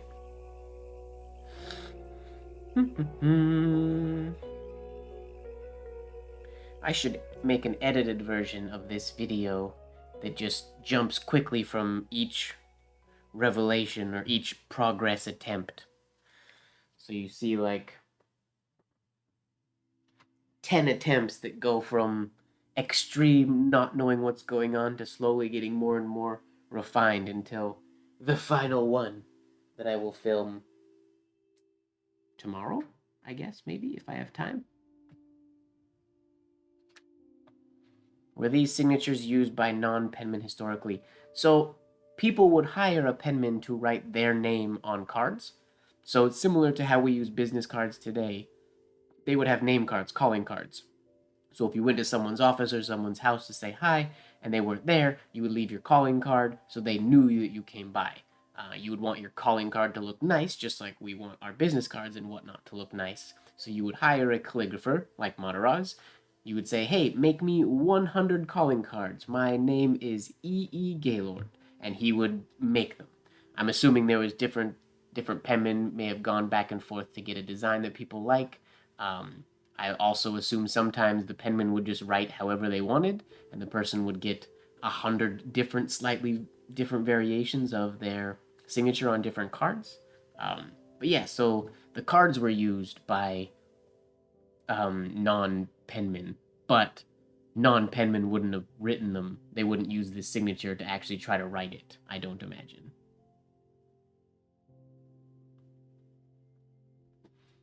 And I mean, when most of the big shades and all that kind of stuff with penmen is 100% showing off. It is. I think that's what sort of pushed Mataraz's shades to be so big, and I wouldn't be surprised if it's the driving, or if it was the driving force behind how and why a lot of the penmen of the past got good, was because of competitive nature. They wanted to show off and outdo other penmen, so they would try to do things that the other penmen couldn't. And for Mataraz, that was just making his shades impossibly huge. He wasn't the only one that did that, but he was definitely known for the large shades. Or he was a little loopy. Okay.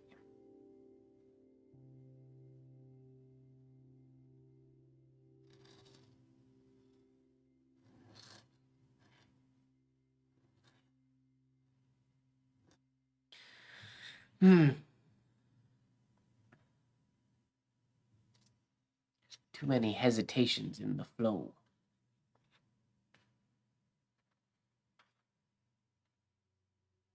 Can't hesitate. There's no time for hesitation. You gotta just go for it. Make it work.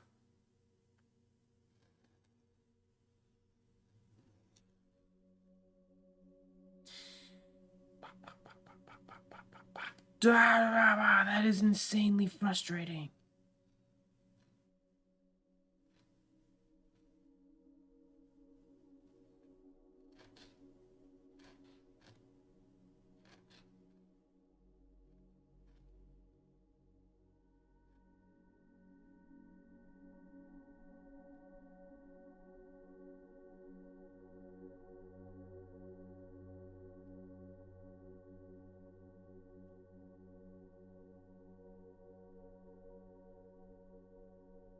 I'm told that penmen from back that far were still affected from chemicals to make the hat into their brain. Oh, like the Mad Hatters. Yeah, it's quite possible. I don't think to the extent of the Hatters.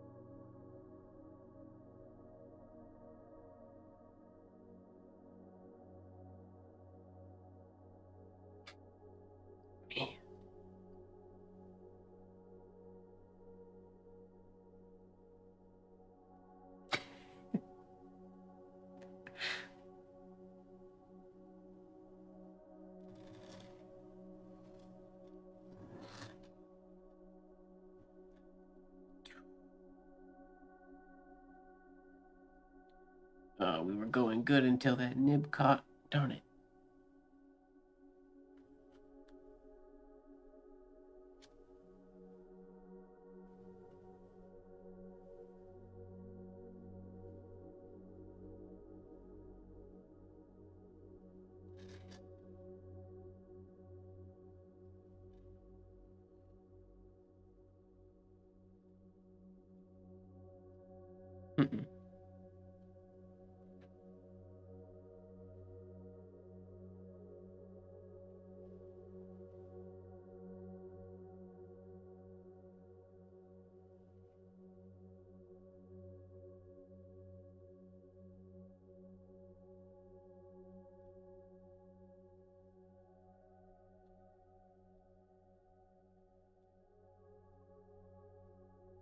There's the idea. Super angle on that E. Darn it.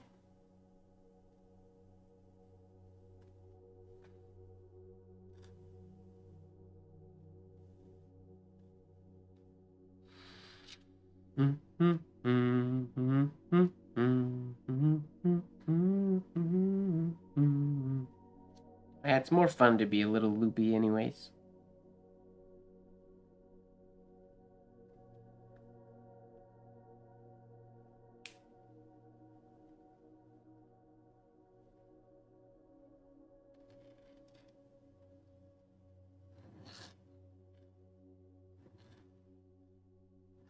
Like everything goes good, but you just forget that one stupid part, Mike. Stop it.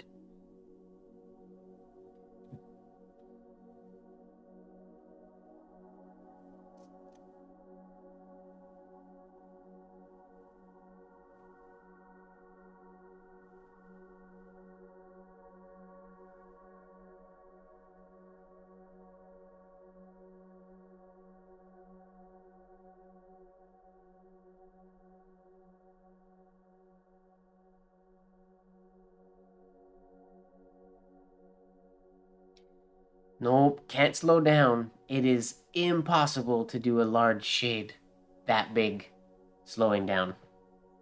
It will catch my paper, and the paper will just go with the nib. Not possible to push that hard and go without going super slow. I can draw it slow, but that's not at all the goal. That's too easy.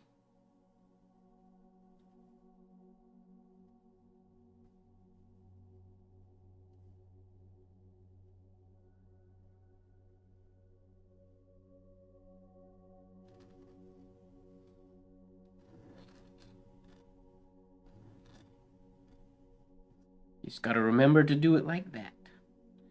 That's the idea. But I did forget to bring this up again. So don't get excited. Have a nice cup of tea. I just finished a cup of tea.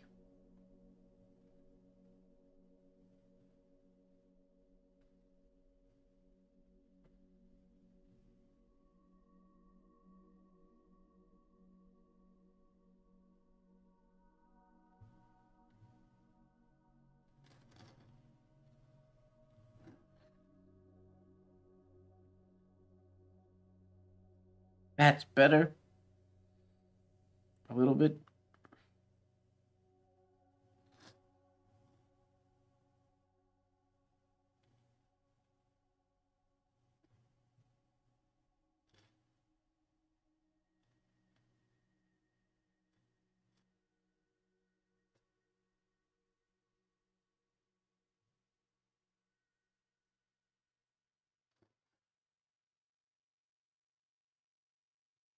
The general idea, folks, is there.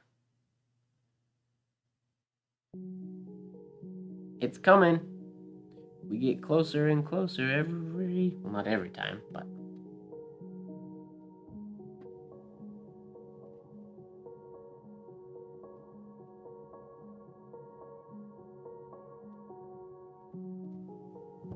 water break. I need to hydrate.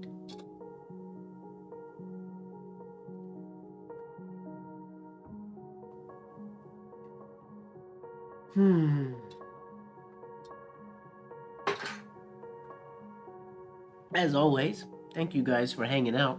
I know that's what I say when I'm ending the live. I'm not ending the live right now. I just was reminded how cool it is that you guys are here hanging out with me while I'm fighting through this signature. Training myself.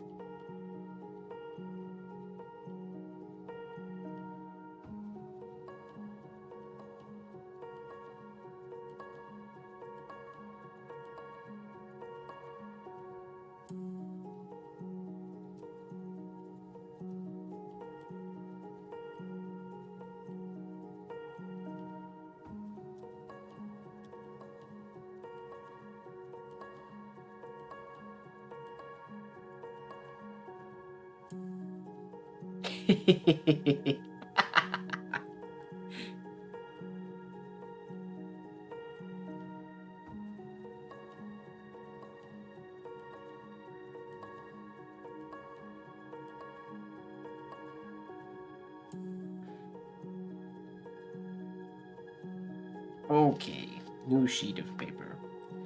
That's a good one. We're almost there. I think.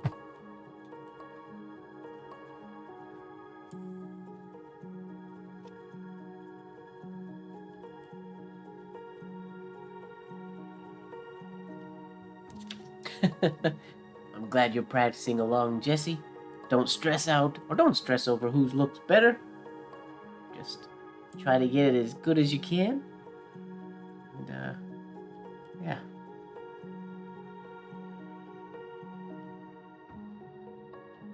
We'll all get there in the end, eventually. Whenever the end is.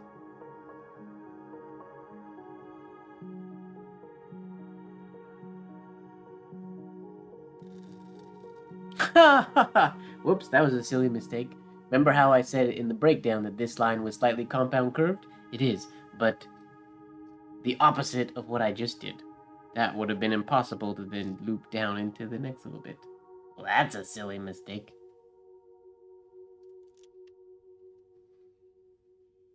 The one thing you got to be careful of, ZK, if you write small, when you write small, it's really easy to hide inaccuracies and whatnot. So oftentimes when we write small, it looks better to an untrained eye, but it's not always better. You're making graphite spider webs.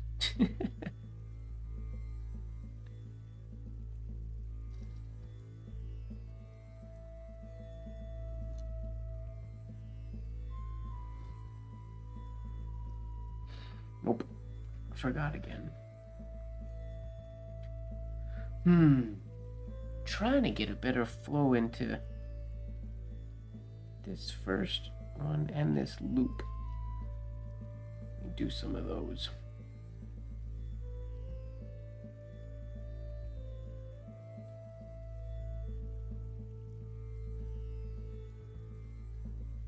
Not an angle oval we practice very often.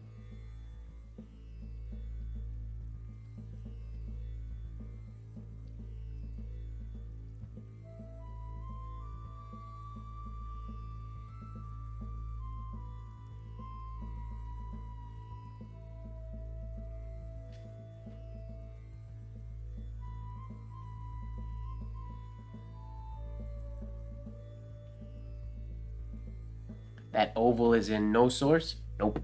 Well, because normally that's not an oval. It's not something I think that the old penman would really tell you to practice, because it is technically what's happening with the E. This is a transition between this oval and this oval. It just naturally happens in the middle. So if we were at the Zenarian or at a business college, we would practice those other ovals so many times that they would be so ingrained that naturally when you transition from one to the other, a natural this oval is going to happen. Unfortunately, in this case myself, I don't drill the ovals and haven't drilled the ovals nearly as much as I should have. Not probably, but definitely should. So I find it sometimes beneficial, but even, this isn't going to be helping me because I'm using whole arm. So I gotta do these whole arm, which feels weird. But I think they would just come out more naturally to the old penmen than us, just because of the way that they used to practice and the way they used to drill more than we do.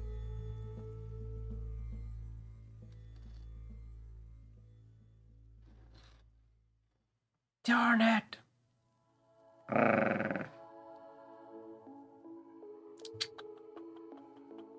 Ooh, I like this song.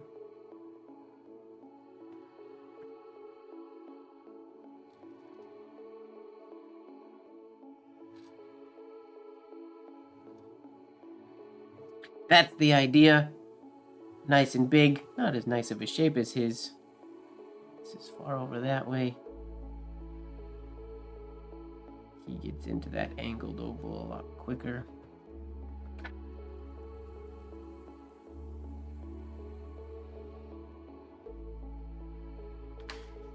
Yeah, his connected oval is basically almost vertical. It's intense.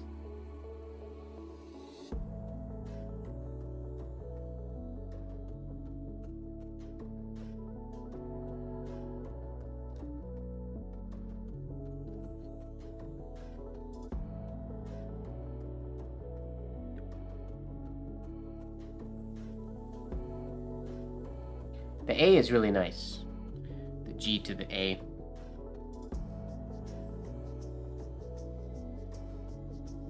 It's a good look. That's how I write when I write Kahlo from Hong Kong. That's how I go from the ending of the K into... Oh! Wow!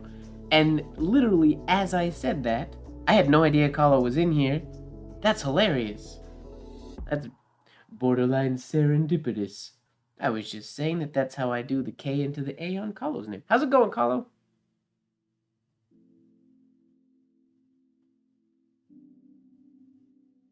Hey, cat.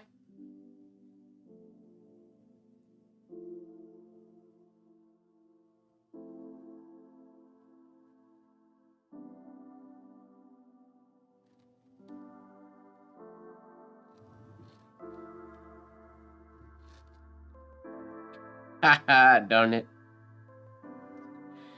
An extra little loop, who would know? I'm glad that the writing is entertaining.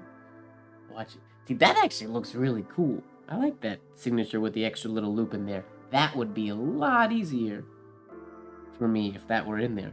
But it's not. So I gotta stop doing that.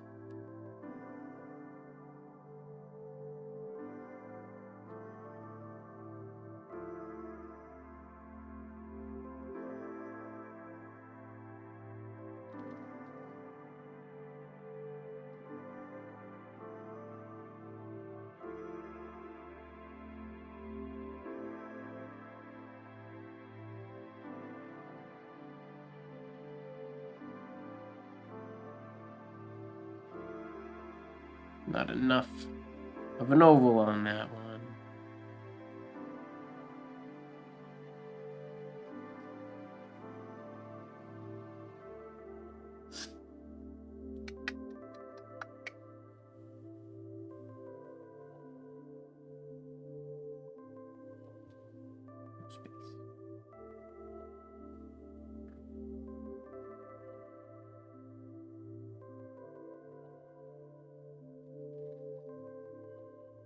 Oops.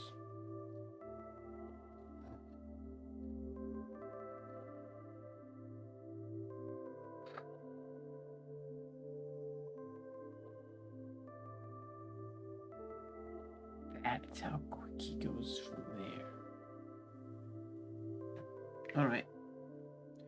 We gotta get back to making that shade Gigantor. Okay, big shade, circular ending of the E. Don't forget those things. The rest, I don't care about. That's all I care about right now.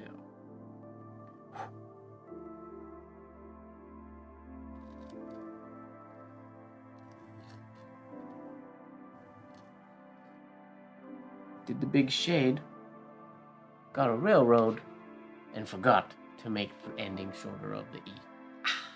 Whoops. You win some, and you lose some.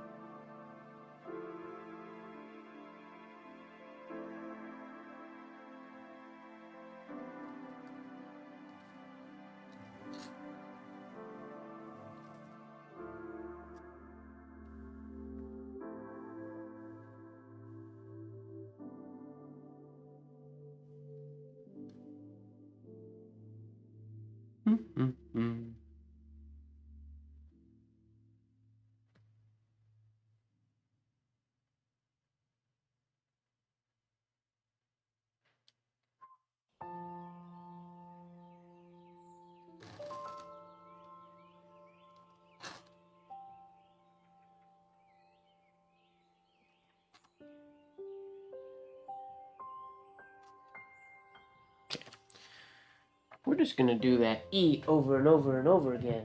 A few times. I'm not used to making an E with a shade that big.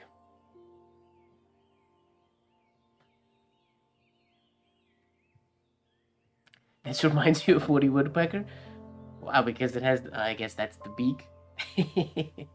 Nice.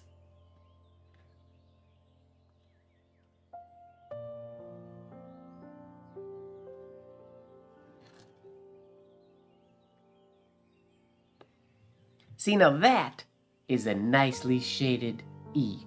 That's good. I gotta do that just like that more often.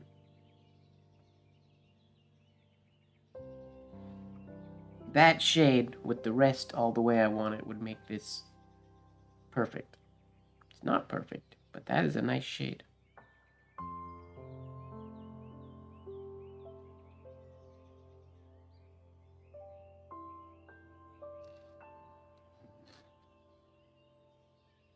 Nope.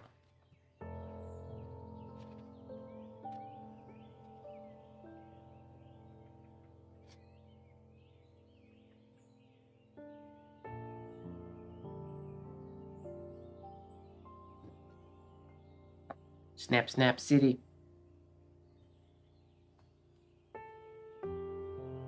What's going on, James? Yep, we're still going. Well, it's only 11:20. Because this signature is way more challenging for me than I thought it was gonna be.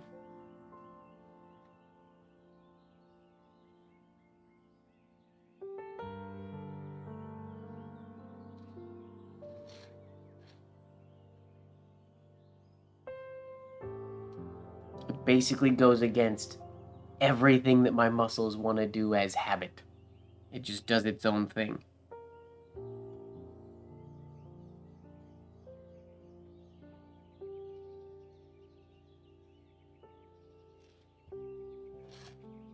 Oh, come on.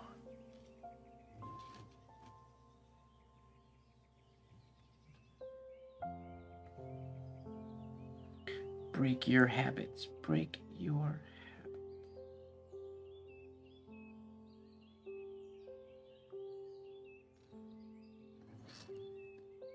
Yep. The idea.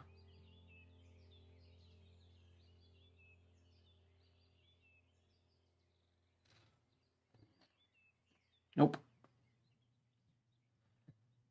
Also, my E is on like regular slant, and his E is on crazy slant. Maybe that's why this isn't working. I have to write more slanted? Is that it?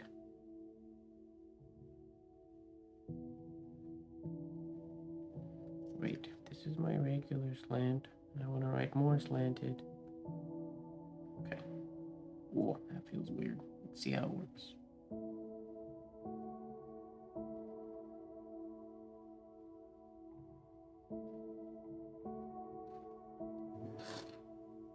I don't like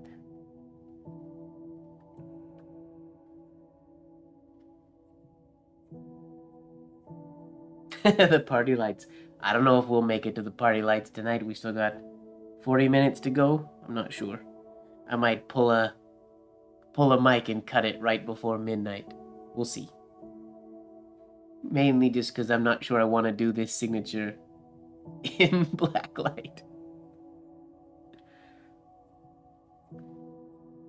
Yet, anyways.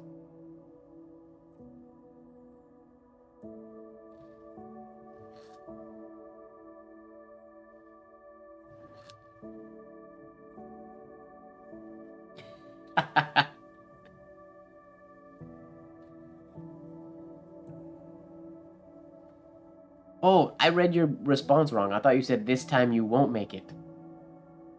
If there's enough people here at midnight, I always decide based on my energy and who's here and what the chat is like and stuff like that.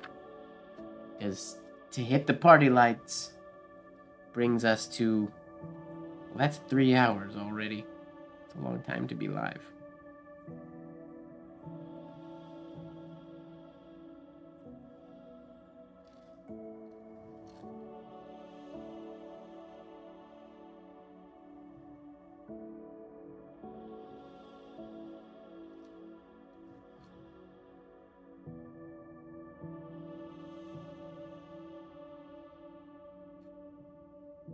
Okay, that's the idea.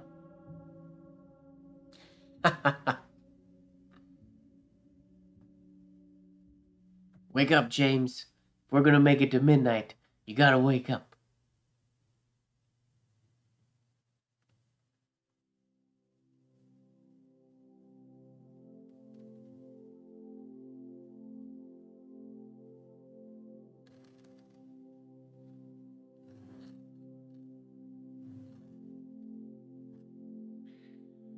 Well, I'm totally not on a baseline at all, but that wasn't a terrible attempt. I totally didn't hit the baseline, though.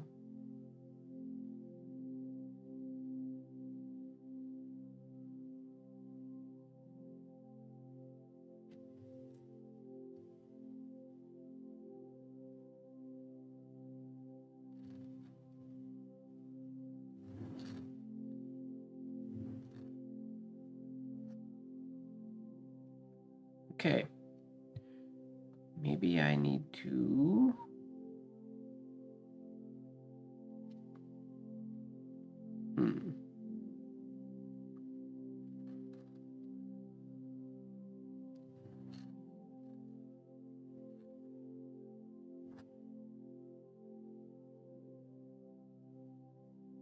These are feeling good, folks. Slacker table is almost always here.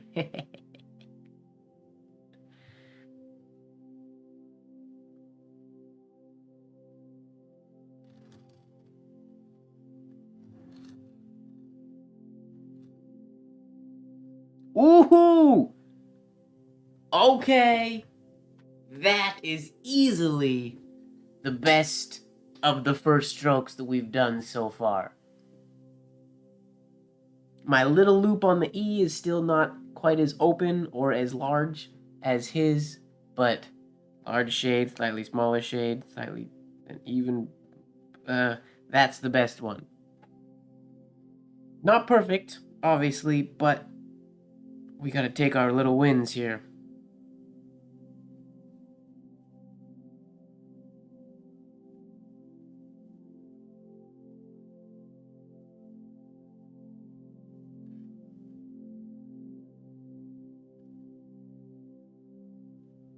Didn't leave enough space for that one, but...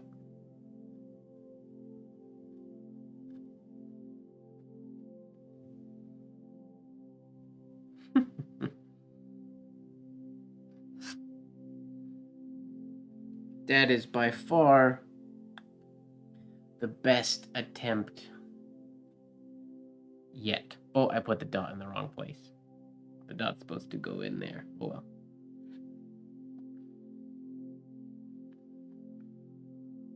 Yep. And it's smaller than the other ones I was doing, which is good. That's what I was going for. Right on. Baby steps, baby steps, baby steps. We're getting there.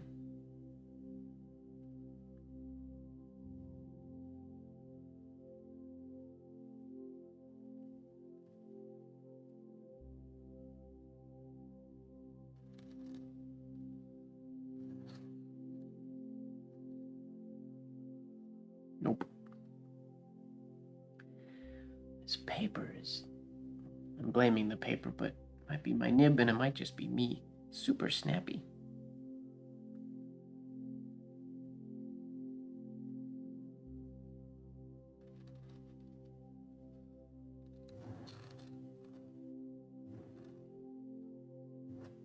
Nope. Okay.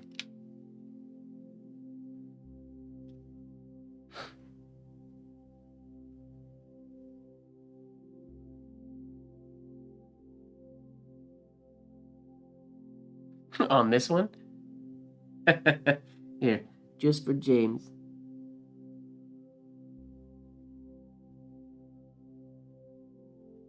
There.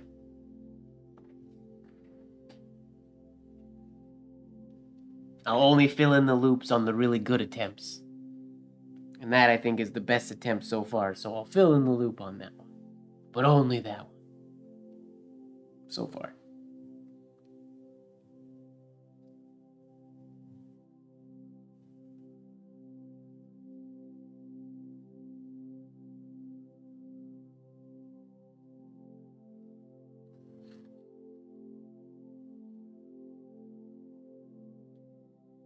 Get on a baseline.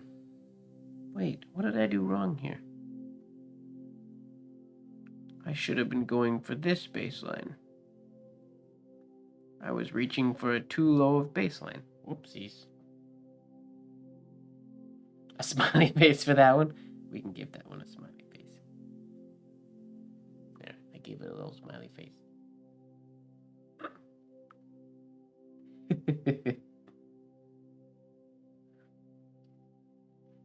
Okay, last attempt for this page. Let's see what we can do here.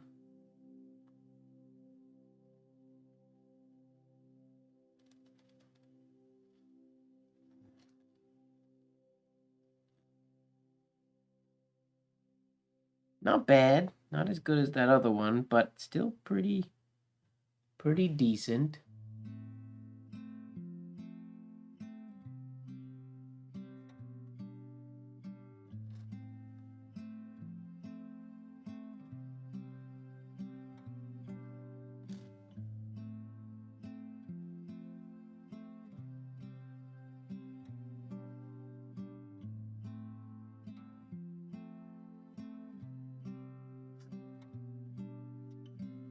Put the dot on the right place. There, that one's also good. So, just for James, we're going to fill in the E. And while we're at it, we're going to fix the shape of that loop. Don't tell anybody. There we go. There's another one that'll get a little happy face as well.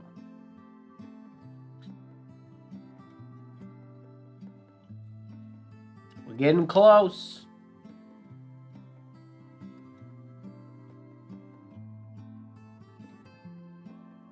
Okay.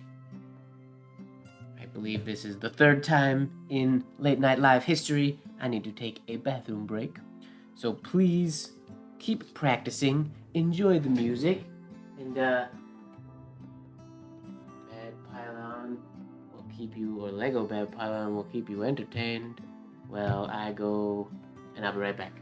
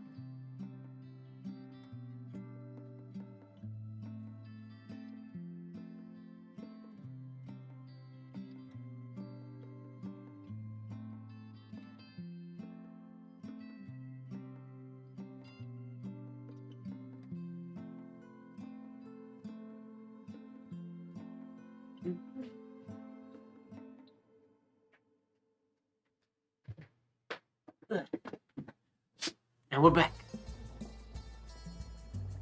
Yeah, he's wearing my my wrist mala on his head. I take it off when I write. Well, I take it off lots of times, but I take it off when I write because I don't know, if it annoys me. Okay, back to work. I'm going to put this piece of paper in a special spot because it has the 2 best attempts so far. And if I do attempts that are better than those, I will replace that piece of paper in the special spot.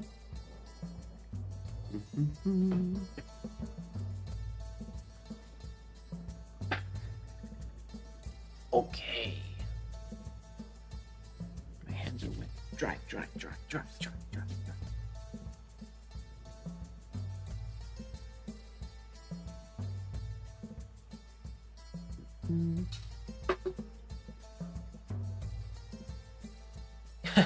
Kinda.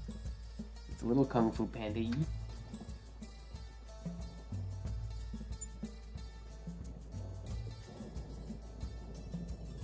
I've been listening to a really dope radio station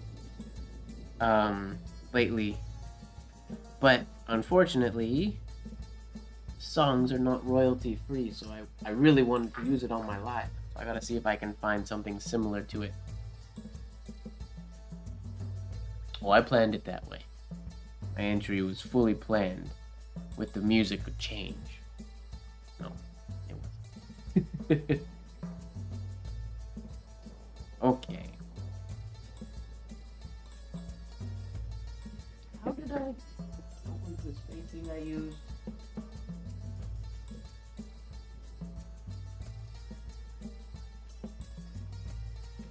Okay. Right here. That's my baseline. Okay.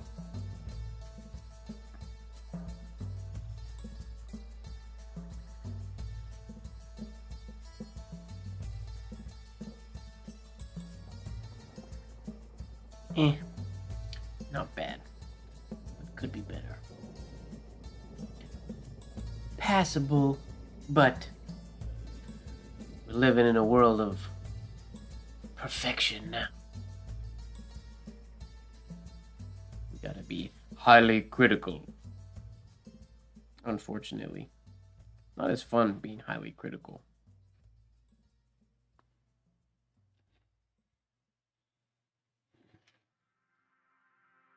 What am I doing? Oops. One bathroom break and everything just goes out the window. If you want to be a good penman, don't drink liquids. Apparently. No, don't do that. That is horrible, horrible advice.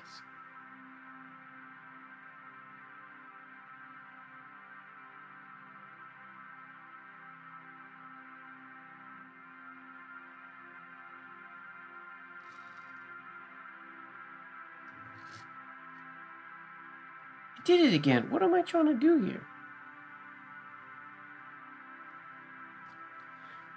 My brain is wanting to curve out of that loop so soon. Why? Stop it.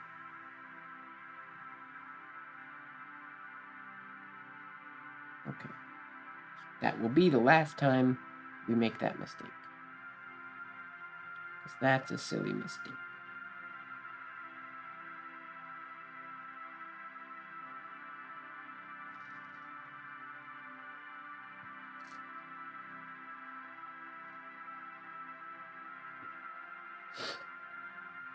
Nope.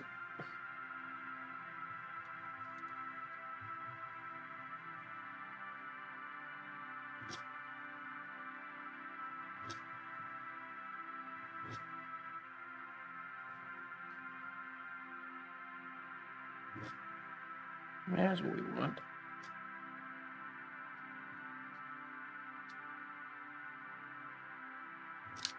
Dude, that's what's happening.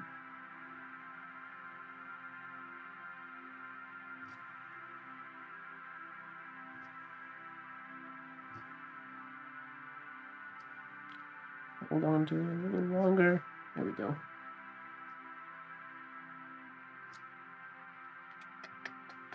Okay.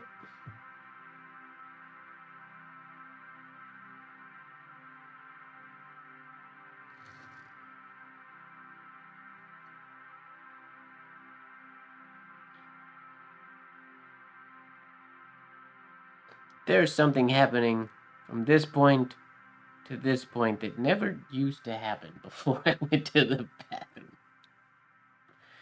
Why does that feel so awkward? We've lost a little bit of flow in that area.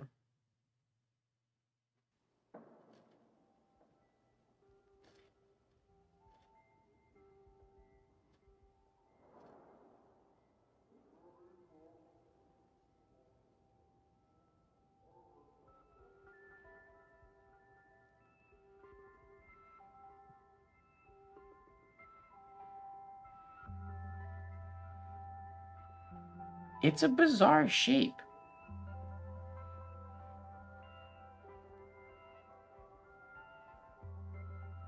Moderaz is weird.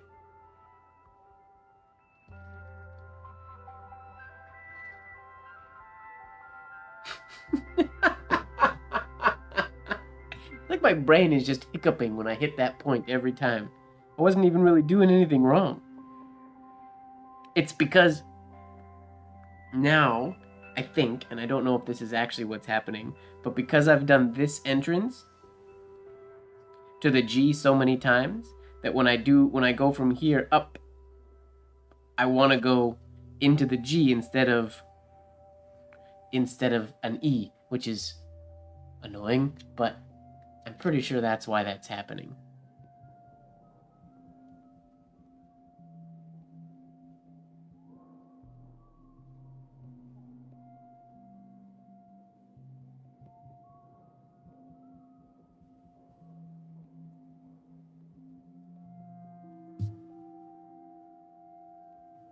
Get up.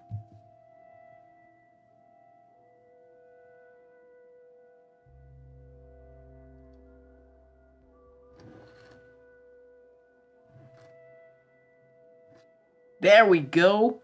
The G went nice and high. Everything is spaced out. I'll take it. The first E shade isn't that big, but it's bigger than the second E shade, so I guess that's a win.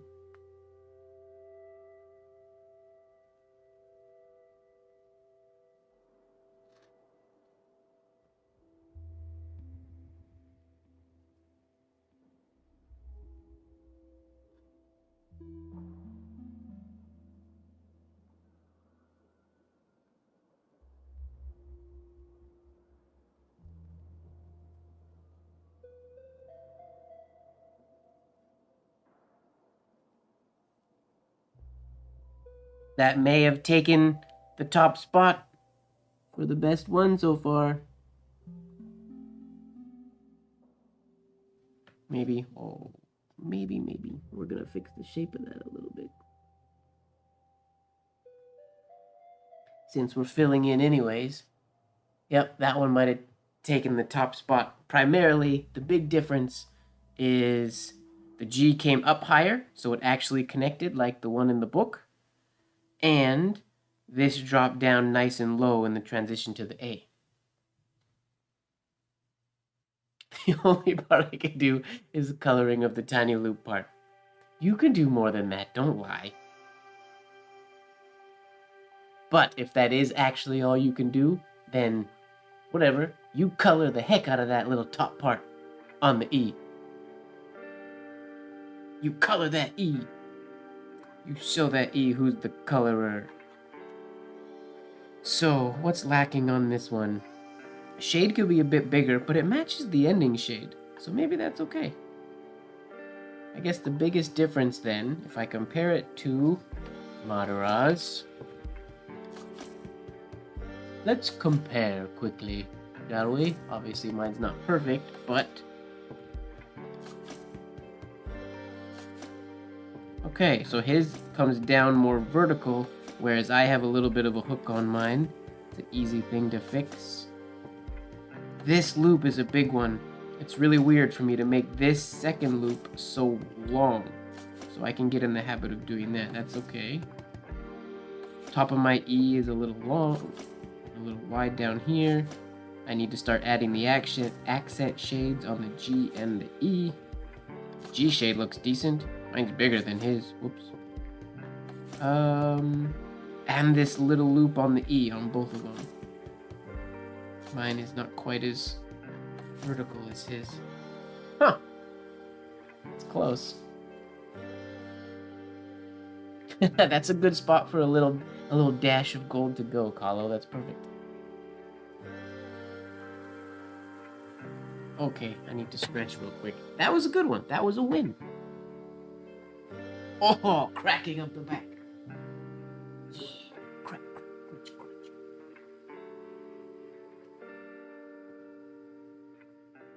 Kahlo, since you're here, have I ever... So, this little keychain, it hangs on my drawers. It's always close here. This little keychain, this little top hat dude with a cane, was a gift to me from Kahlo. I believe the last IAMPeth that we all went to, and it's the silliest little keychain, but I love it. But the funniest thing to me, because his arms don't move, at least I don't think they do. No, his arms don't move, and he holds the cane down low, and that's where the keychain is attached. So when he hangs, which is how he hangs on my drawer handle, he hangs like upside down. He's never the right way up because of how it hangs, which means that must have been intentional when they made him, that he was to hang on people's keys upside down, which just cracks me up. It's fascinating. It's a funny little dude, but he's always here, hanging, chilling out.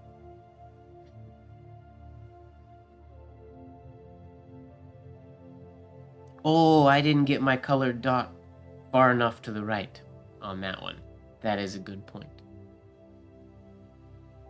I mean, Dizzy Ori, just all the blood is rushed into his head all the time.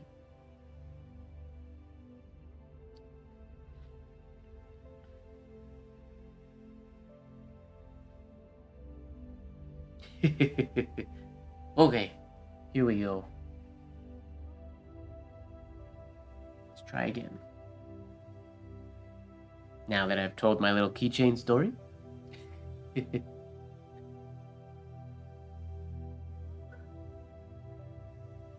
He would be loopy. He's a bit of a high all the time, just like me. I like that. There's a part of me, I won't do it because I don't want to wreck him, but there's a part of me multiple times that has wanted to take sandpaper to his top hat and make it into a bowler hat. But I won't, because I don't know how thick that plastic is and I don't want to wreck it.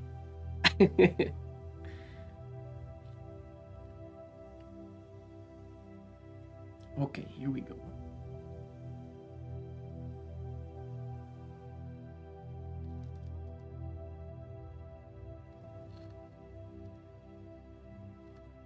Duh.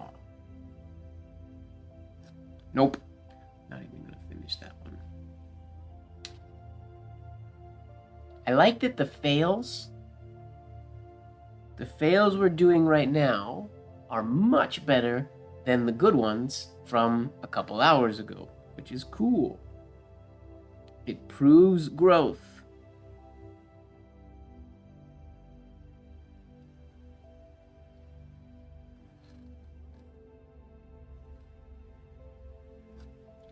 which is what this whole thing is about.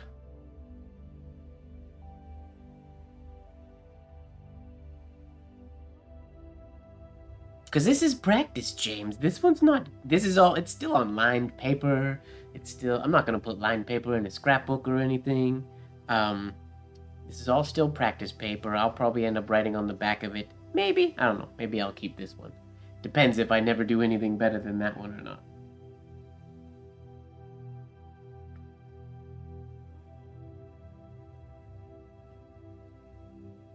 Whoops. Splashing ink everywhere.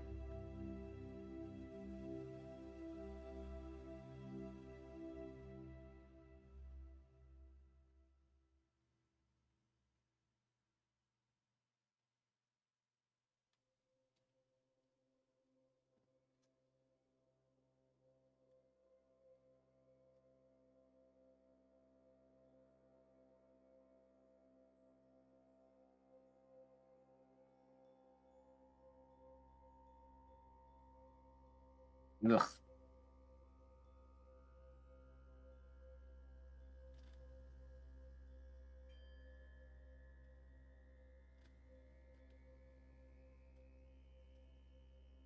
Not a very good shade on the A for this one, but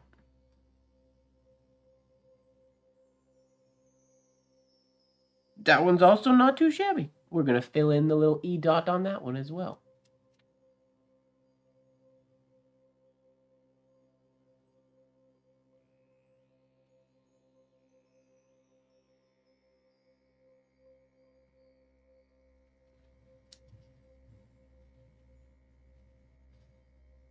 Can we put it in ours? Sure.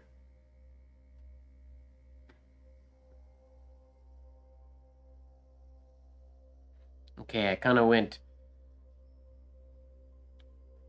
What am I doing wrong here? I'm making the top of my E so long instead of cutting it about here so I can get a longer shade for that part of the E.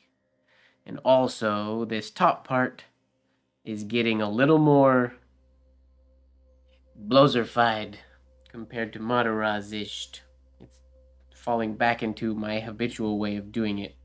It needs to be more like a uniform horizontal oval there into that little loop. But not bad. We'll put this paper in a special place as well.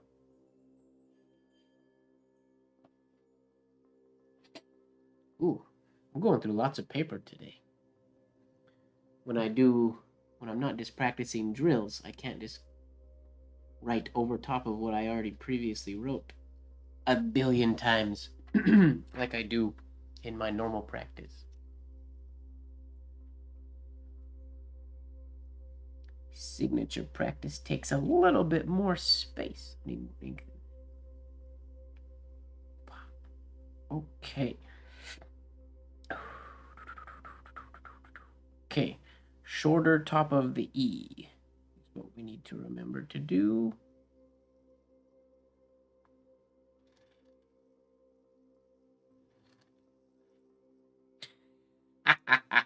Too short. Come on, Mike. Get it together. Bleh.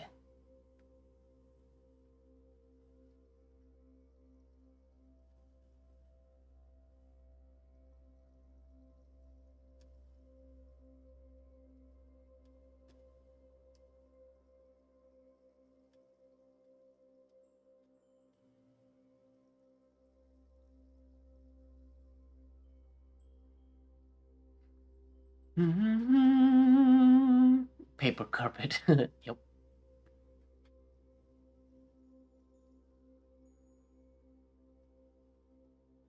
I like the fail. It's a mind worth learning from. I mean, the failed attempts. This is how we grow. This is how we learn.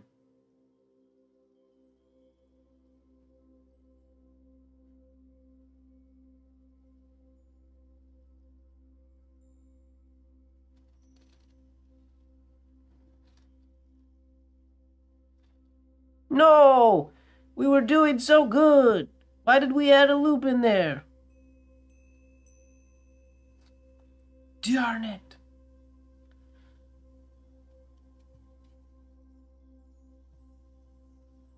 Like a Mini Cooper convertible? That sounds cool. You should finish it and send it to Mini Cooper to make for their new ad campaign, or to use for their new ad campaign.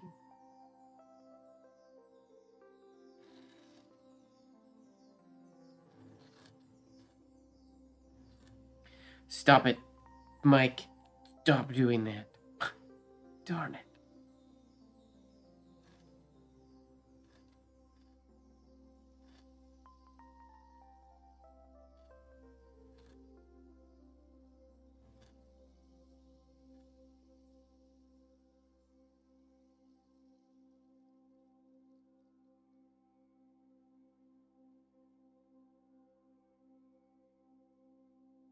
Am I the only one trying to write it going up instead of going to the right? I can get the E-loops more larger. That works.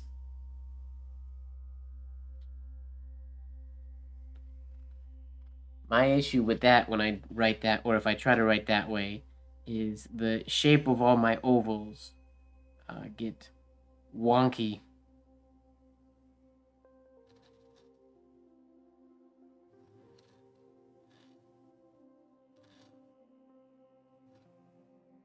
Not bad. Not bad at all. That one.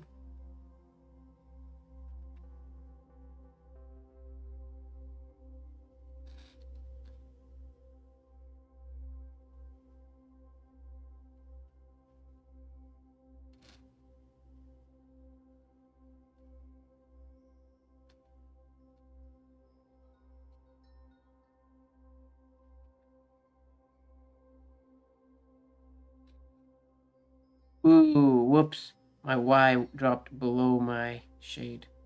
Oopsies. But we'll fill it in anyways.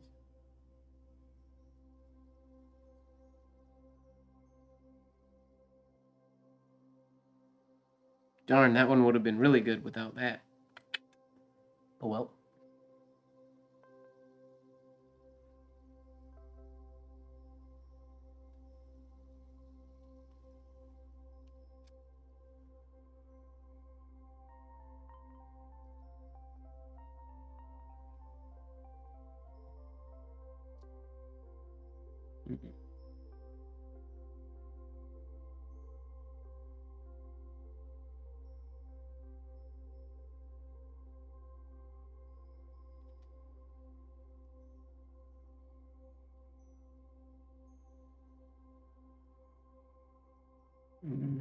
Second E is squished.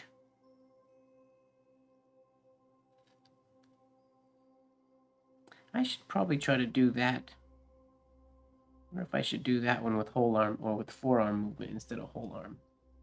Maybe. Try that next time. I need to bring this up. And then we'll be in a good spot. This needs to drop lower. He has that little loop so droopy. I have trouble with that shape. I guess there's always a possibility that he did like a straight line and then he started the next one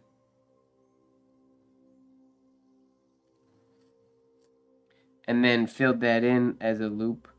I wonder if that's what he did. That would make a lot of sense. Because it is quite challenging to do a straight line into such an abrupt downward dip into, again, an abrupt upward. Huh. I'm going to try to do one like that. That's what he might have done.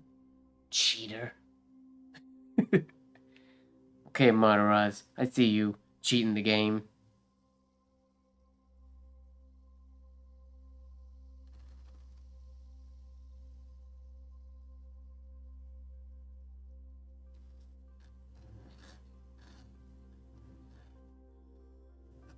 I mean, the rest is no good, but then this could be filled in like that.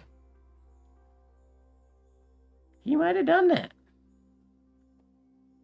I wonder.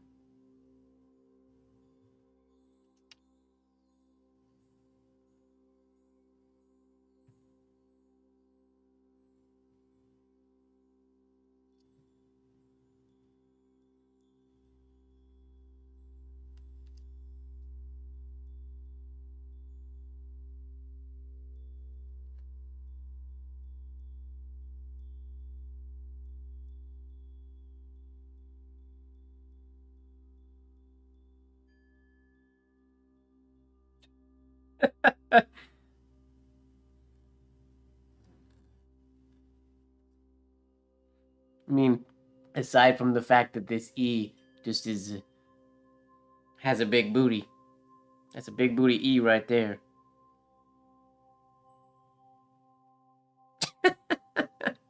Normally, that would look really cool, but but I think, well, I mean, it obviously totally changes the shape.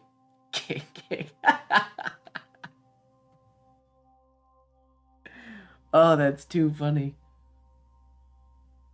I mean, check out this is probably the best of these little loops that I've done all day today, though. It's perfect. And then it just launched straight vertical out of there.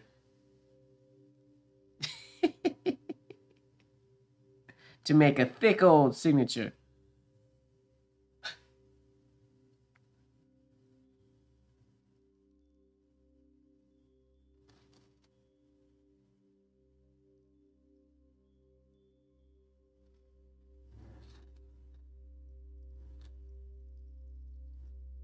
Bah! Pull it together.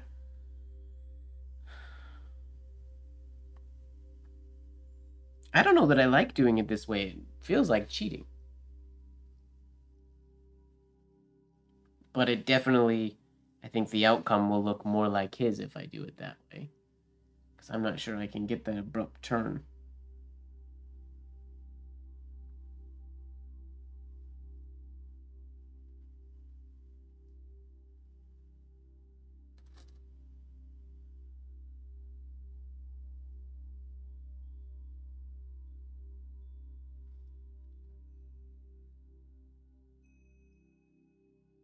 Come on. Pick an angle.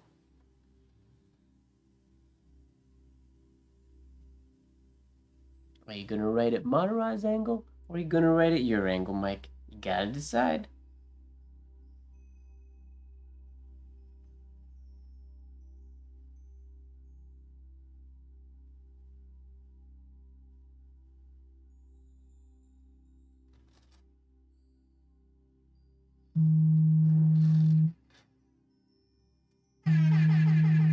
Already?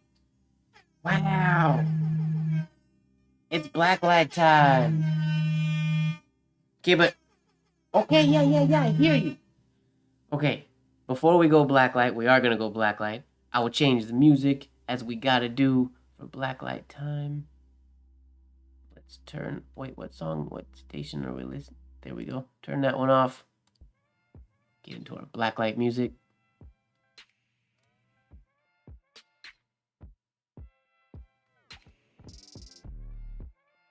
You guys tell me if that's too loud or too quiet or what for the music.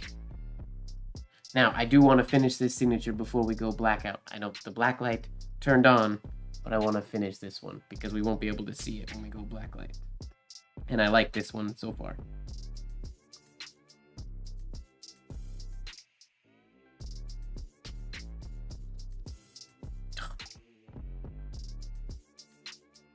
Of course, I mess it up. Darn it. That. And then I nib snapped. So that one's just EE gay. No, I'll finish it because I don't want it to say EE gay.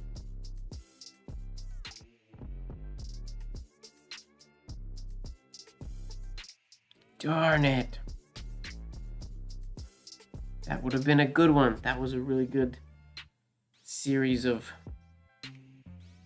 the word I'm looking for, capitals. Okay. Note to self, I have to get this all set up with my Google so it does what it's supposed to all on its own, like it used to in my old apartment. Okay. Change to the blacklight glasses. We gotta change. We can see my face just a little bit. All right.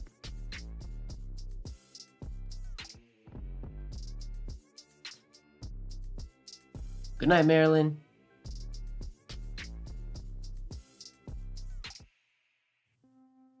Oh, it's still going on. What's up, my? Yeah, we hit midnight, so now it's time for the Blacklight Live. But unfortunately, where's my paper? Don't have. Give me 2 seconds. I need to find. I'm sorry, I have to turn the lights on again. Watch your eyes. I need paper for the blacklight. I wasn't planning on doing blacklight today, so I'm not prepped. Okay. We got paper.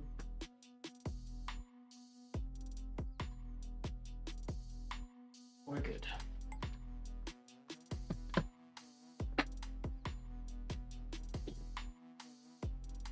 Yeah, crack a beer. I should start having beverages at this time.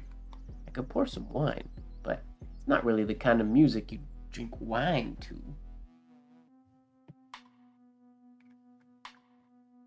Dope glasses, thanks. Okay. Jeez, I was really not prepared for this. I don't even know where my Blacklight ink is today. There it is. Blacklight ink. Blacklight paper. Now my blacklight paper has a 48-degree slant line, so that I'm gonna have to try to ignore that today.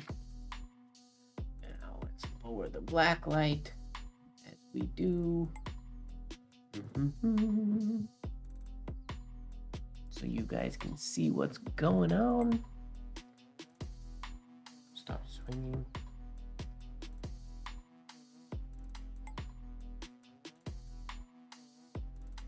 There we go.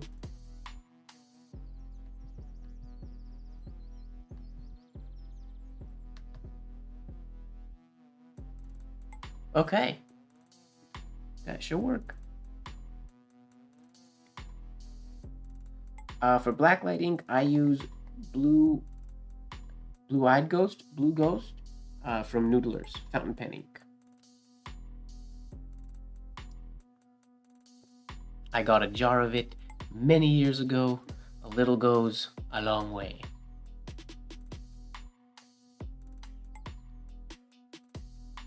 Make this a little bit brighter. Cool. Whoa, this blacklight smells kind of funky. Wonder if it was dusty. Maybe I need to get a new blacklight. Okay, now this paper is not super smooth, so we'll see how this goes. Is Kahlo still in here? She hasn't made a comment since we made it to blacklight.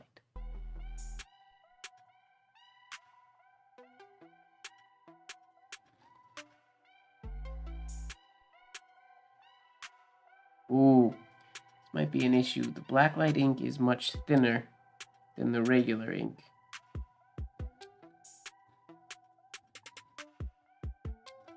So it might not give me what I need for the longer shades.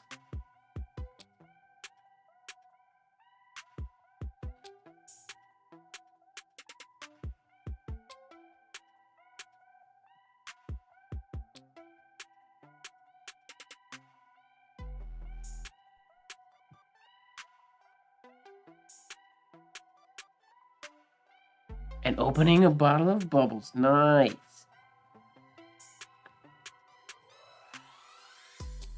Sweet. Yeah, this is what happens at midnight.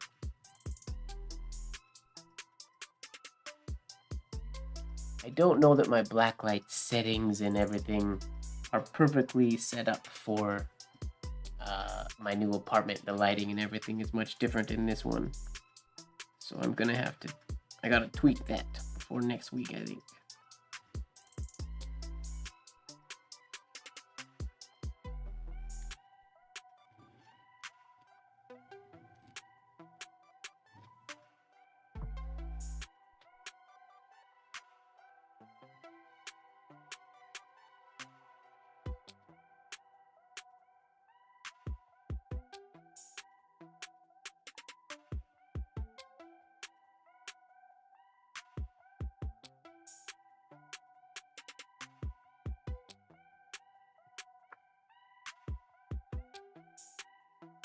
Boom! That's a pretty good one.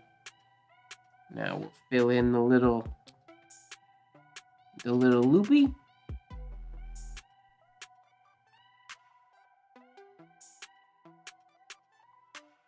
I wonder if that's how he did that. I feel like a cheater, but that's totally how he might have done it. Not bad.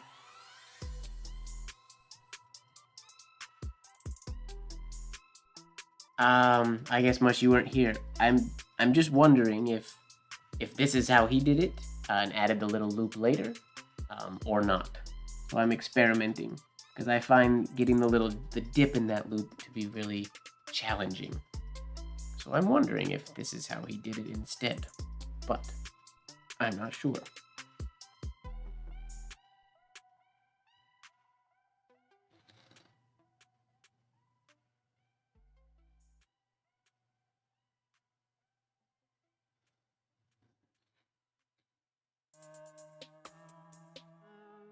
Darn it!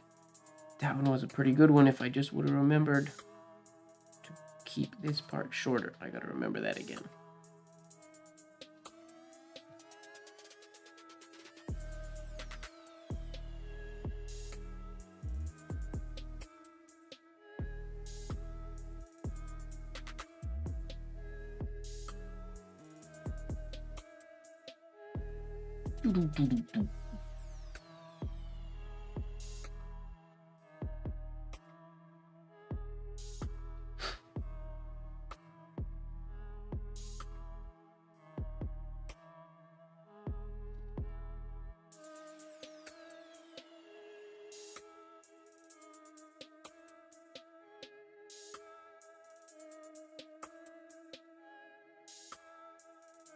Forgot again. Oops.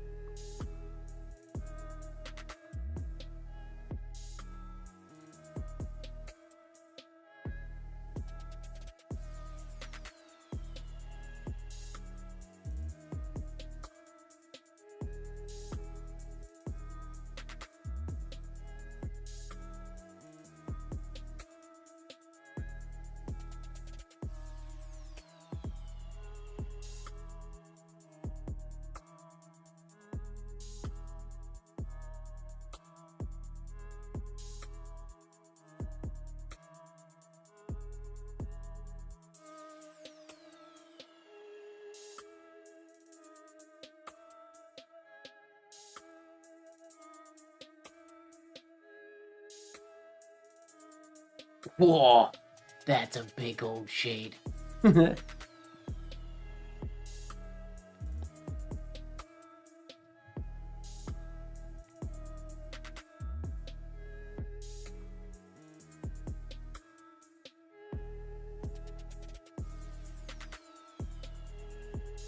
Didn't give myself quite enough room for that one on that one, but that's okay. All right, not too shabby.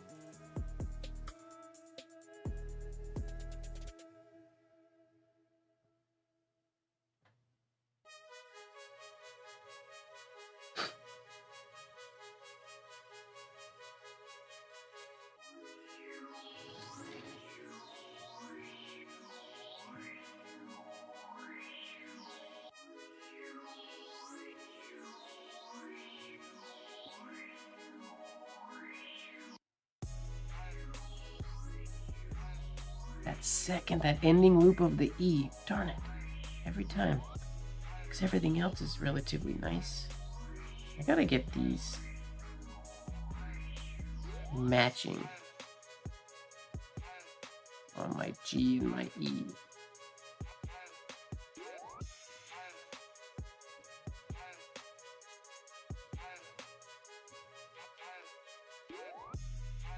And start adding. This is your favorite jam on the Blacklight playlist.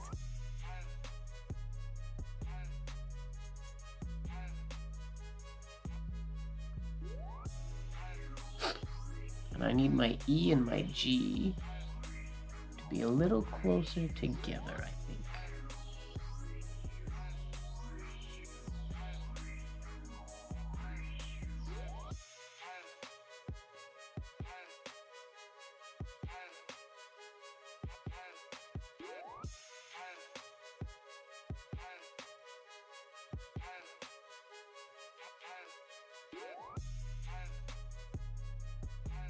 That wasn't very fun.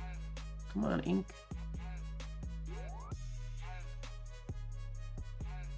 Maybe I need to write a little smaller. Maybe just a little fraction slower for this paper.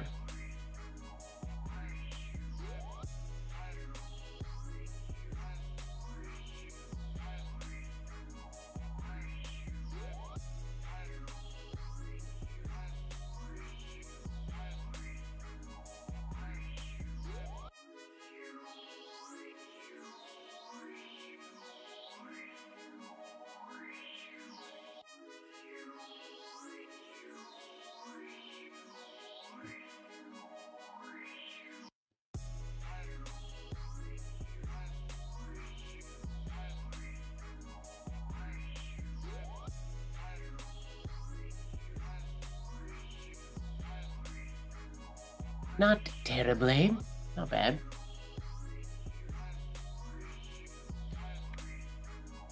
Getting there.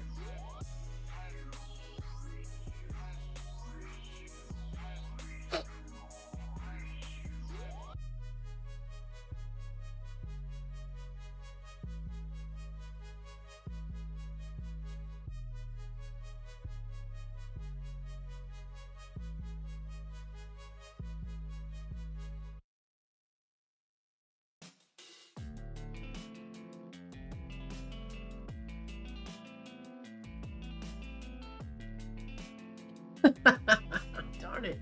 I messed up that G shade. This is the first time in this entire late night live, in this entire live period, that I've done this loop short and this second loop long. That was a moment that I should have, that was up until here, we were good, and then it all went wrong. This should have come up.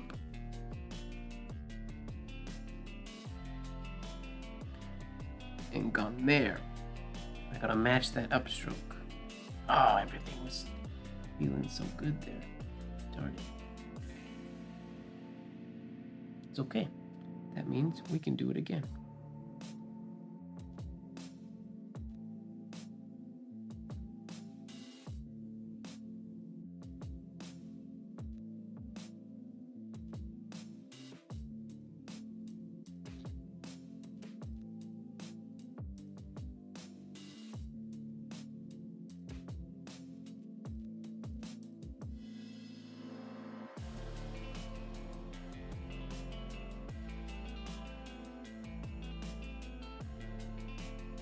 Nope, not a new song. I haven't added anything to the playlist.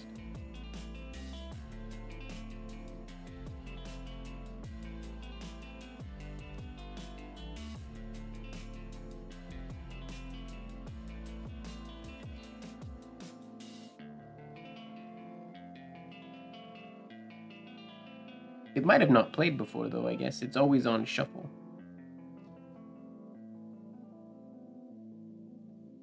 Not bad. Not perfect, but not bad.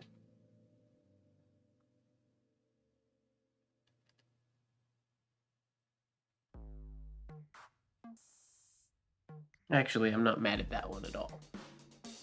Just the weird, I got this weird shape on my second E, I messed it up. Oops. It's coming though. Alright, this can be a little bit tighter of a curve and shorter. But other than that, we're on the right path. Right. Blacklight pages will go over here. I always have to keep really good, I have to pay attention to which pages are blacklight and which are not.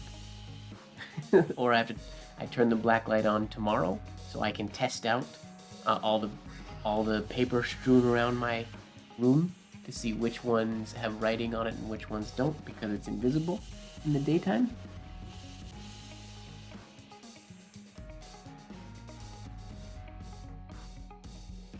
And unfortunately, the Blacklight ink messes up regular ink, so I can't just use them as practice pages.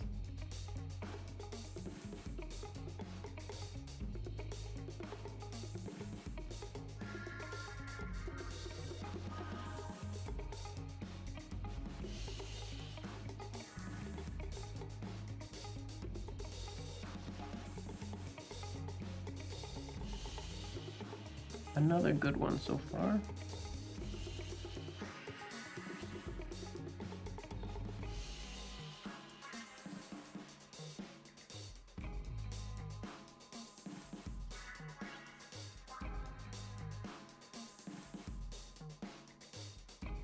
Kinda just doing the same thing over and over again. I gotta start refining certain pieces.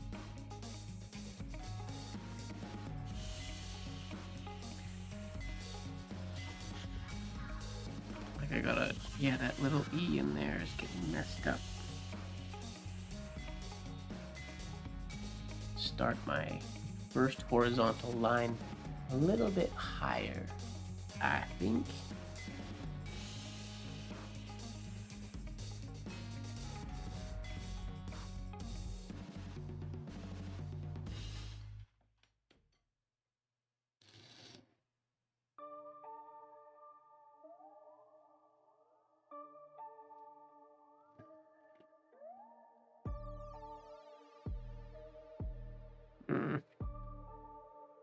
No, because this needs to be...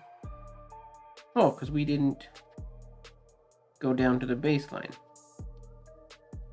Whoops, that's why that messed up. You gotta go down all the way to the baseline, or it's not gonna work, Mike. Come on, figure it out, will ya?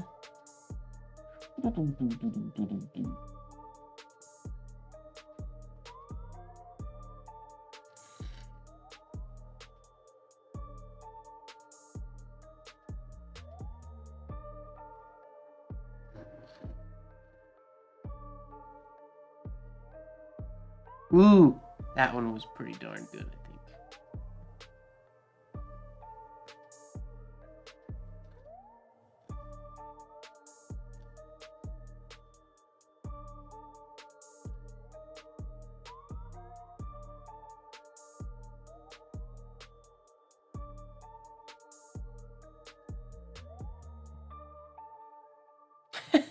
Do that more often.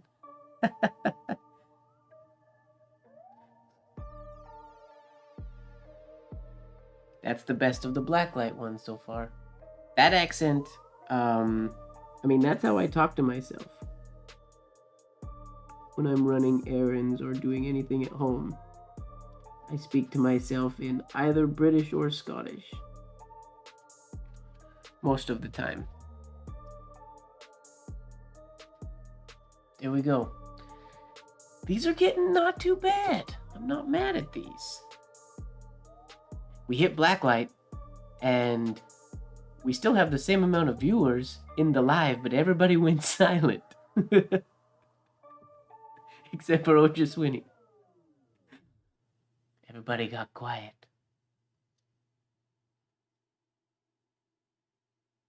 Okay. That E, the second E still needs to be a little cleaner, but I mean, honestly, I feel like all of these past attempts, or these past few at least, have been definitely passable. Maybe I won't film this one. Maybe I'll just post a clip from this live. Or multiple clips from this live. Work smarter, not harder, perhaps.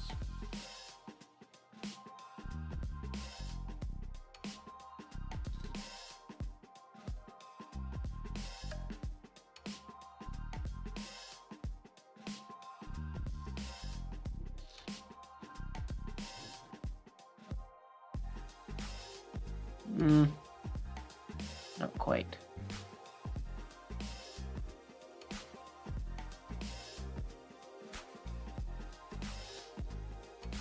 You gotta eat, Hody. What happened there? I had like an ink blowout. Weird.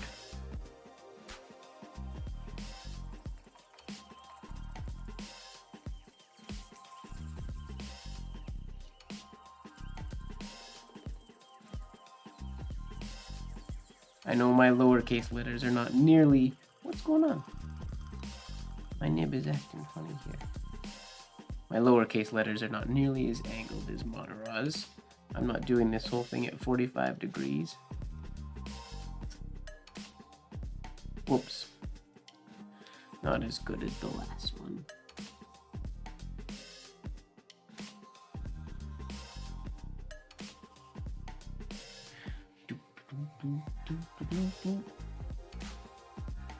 Tea time.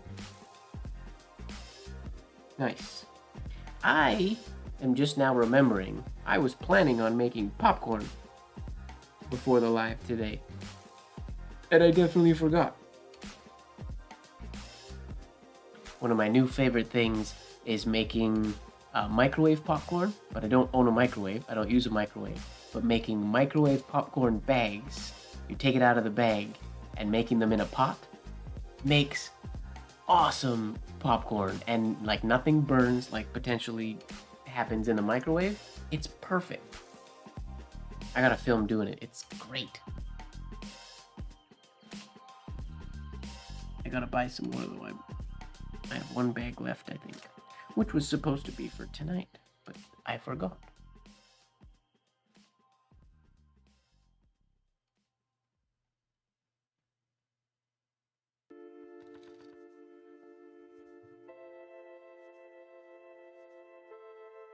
Okay, big shade. Here we go.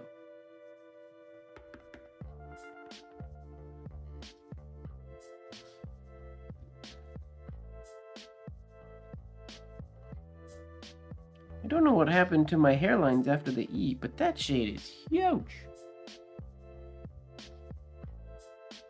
Yeah, I do the buttered ones. But I gotta tell you, making it in a pot instead of the microwave is the way to go, in my opinion. It's so fast. It's not messy like you would imagine it to be. I mean, it's messier than a microwave, obviously, but it's great.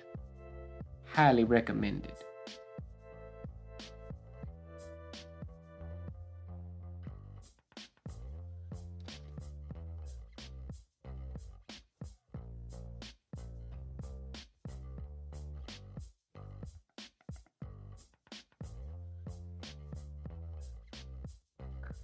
And silly mistakes now. Well, the pot takes a little more than 20 seconds, I guess, because it heats up different than the microwave. Takes maybe about a minute or so.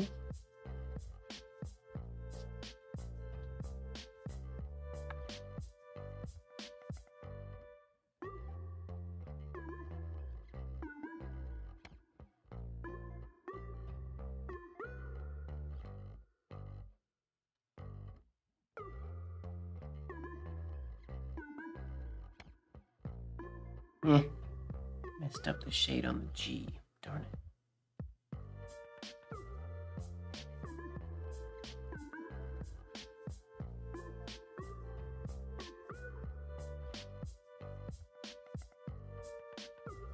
I'm losing all my hairlines for some reason.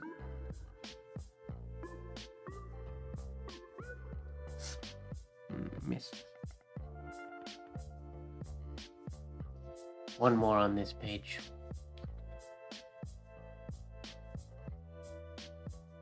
And then I think I will do maybe one more page and then call it there. I think.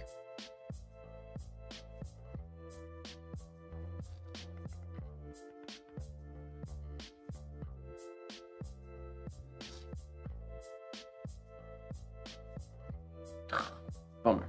Nope. That's not performance. You're gonna have to do better than that. You want to get this signature figured out. That is just not gonna.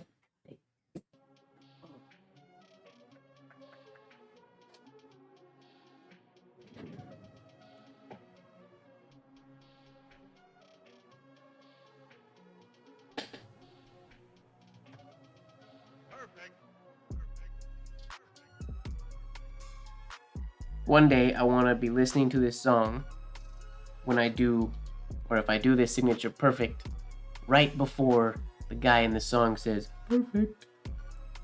That would be awesome. Yeah, I need a brighter blacklight. You can hardly see my glasses today. I'm going to go shopping for a blacklight.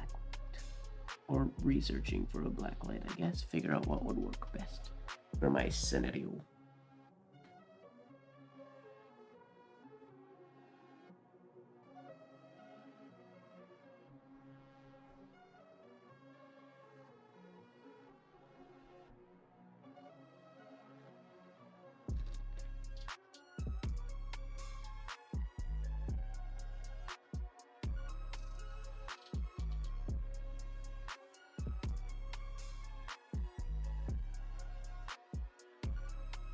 Oh, what happened? That one was really good. Till the G. Well, no, I guess it wasn't. This E is closed. Darn. And this is supposed to be much bigger.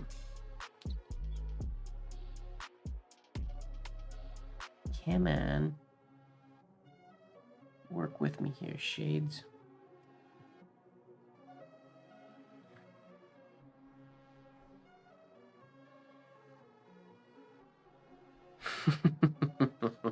Countless hours is the only reason I can give.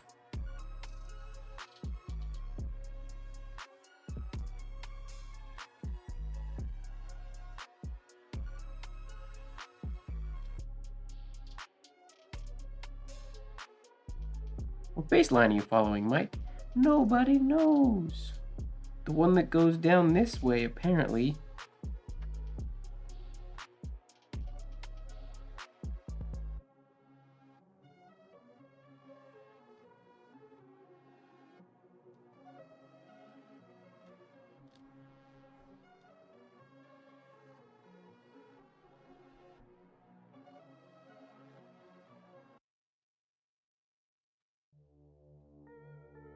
Falling.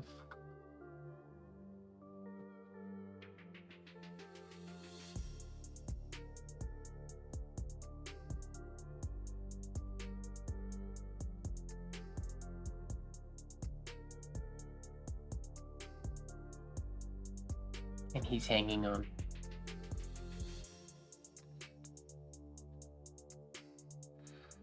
But what's going on? Get your act together.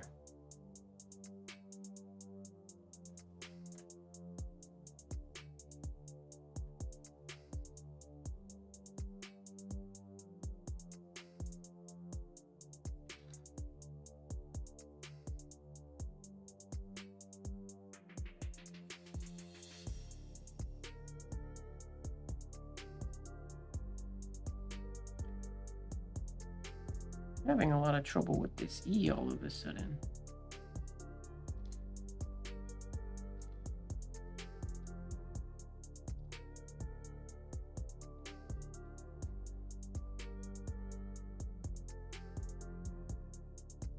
I gotta flow into that loop a little bit more.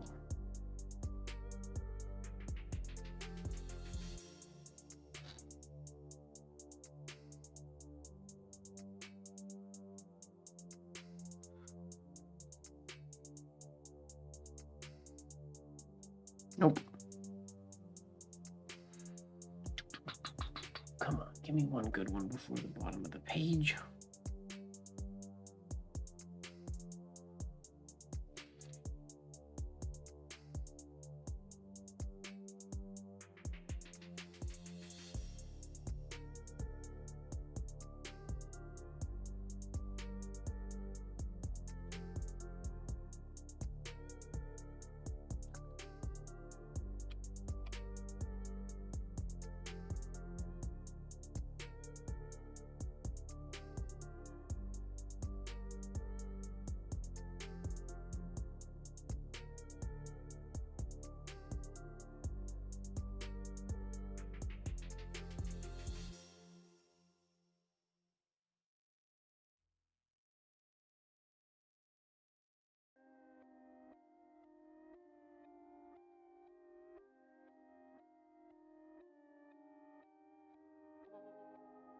Where'd that little loop come from?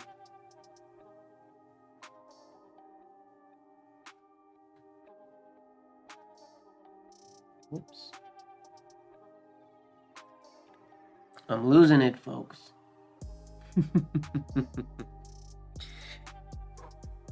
Okay.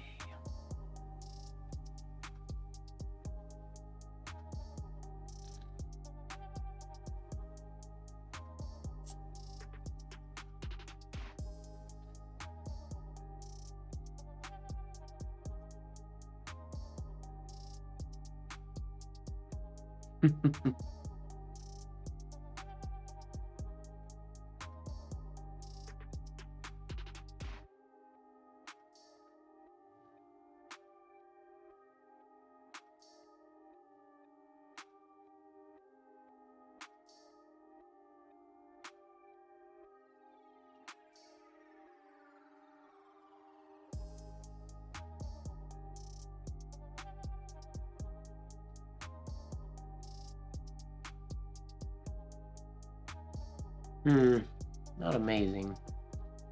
Not terrible, but not amazing.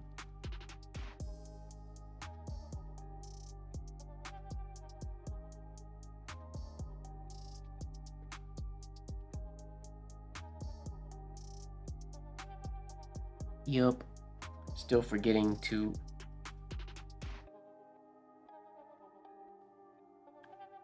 Yup. We are still going, Fozzie, but I think this is my last page. Maybe. I might do one more after this, because I was hoping to get a few better examples on this page, but it's just not working for some reason.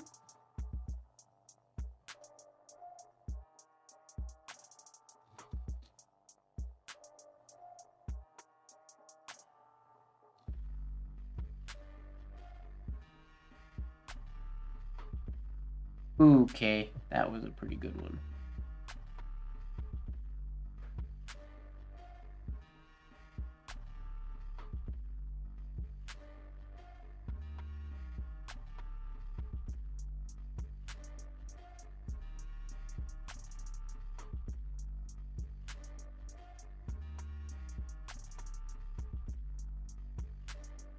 Decent anyways.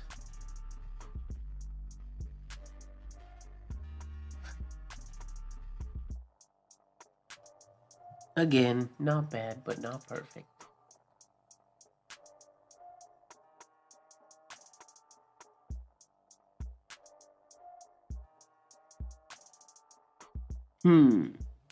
Yeah, I'm gonna do one more sheet.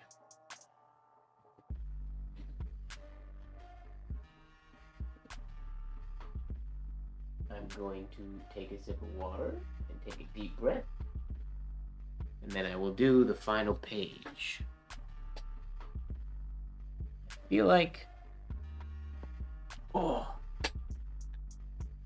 Okay.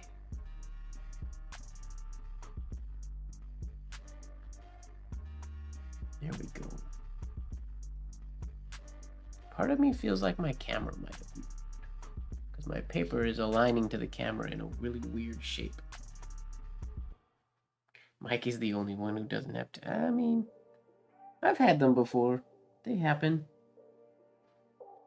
Not very often, but they do. I'm human.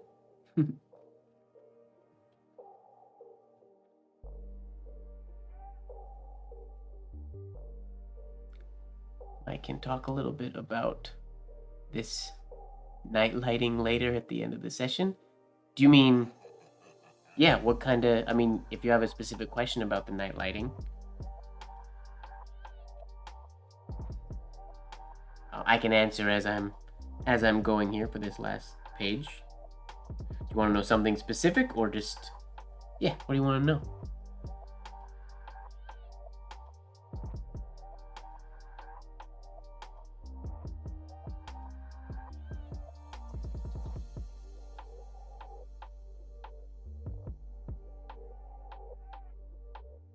Yeah, some nights are better than others, that's for sure.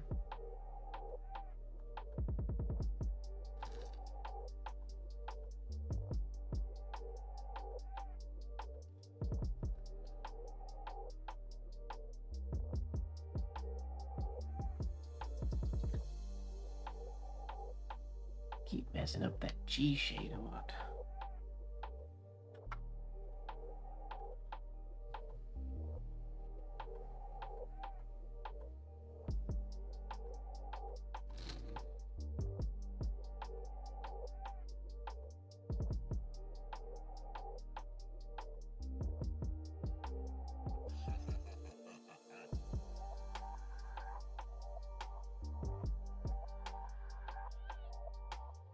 Not bad.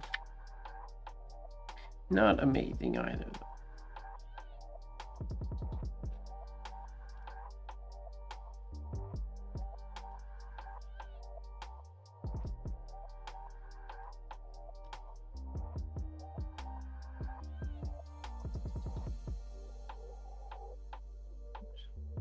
Dip.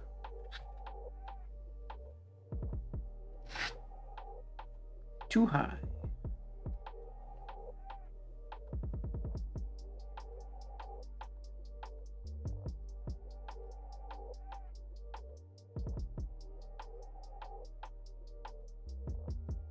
Yeah, I don't know if Motoros drew in that little loopy at the beginning like I'm doing, but it makes everything feel a lot more comfortable when you do it that way. Sorry that wasn't in my breakdown.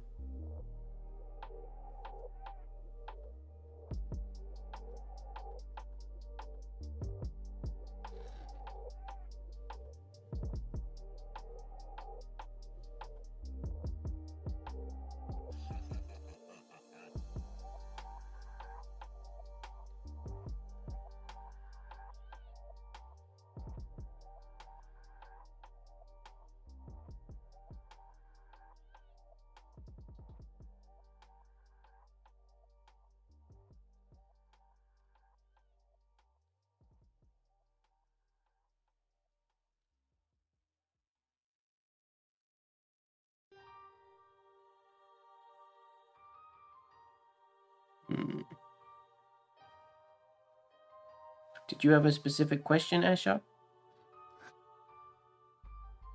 About the late night lighting?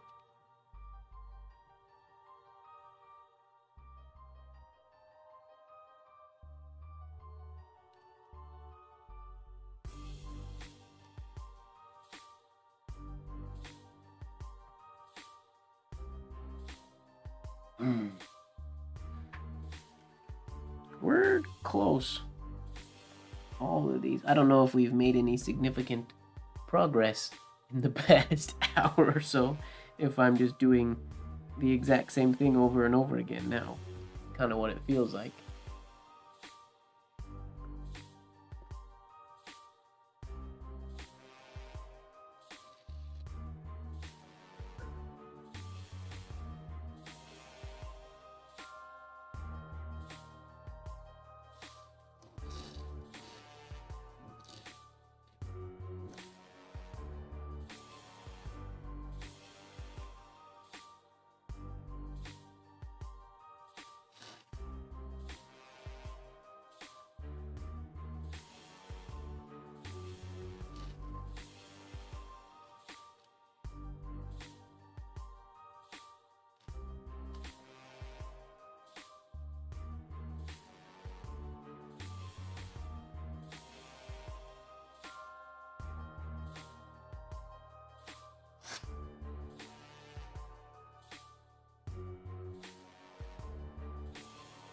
You're not using your towel today, Fozzie?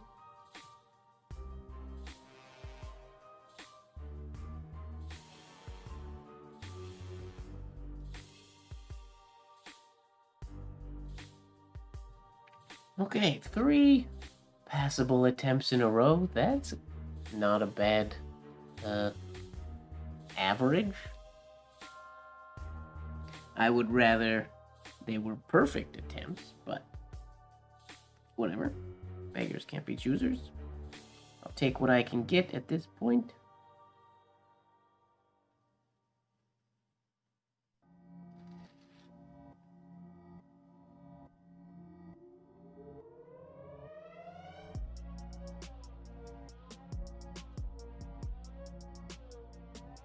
Oh, that one was going so good. Darn it.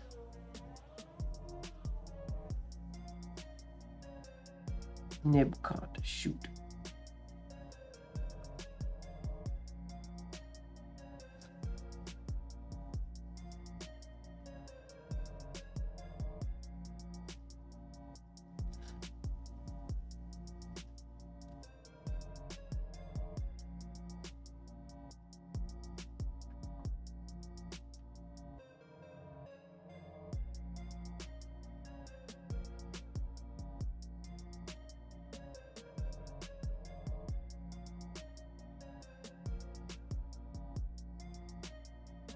Too high. Shoot. Oh, that nib snap. That one was... had a really good flow to it. Bummer. Bummer, bummer, bummer.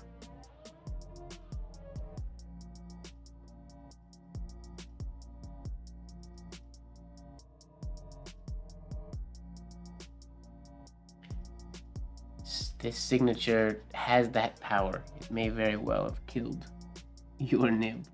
It's quite possible.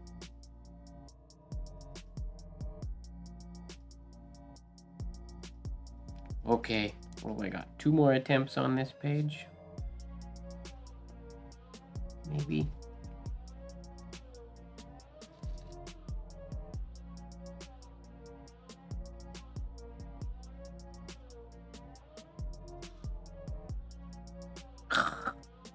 My nib might be messing up too. It's catching way too much.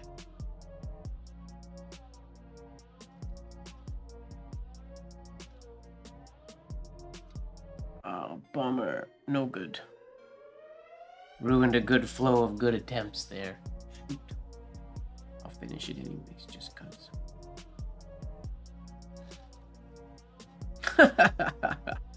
Haven't done that since the beginning of the live.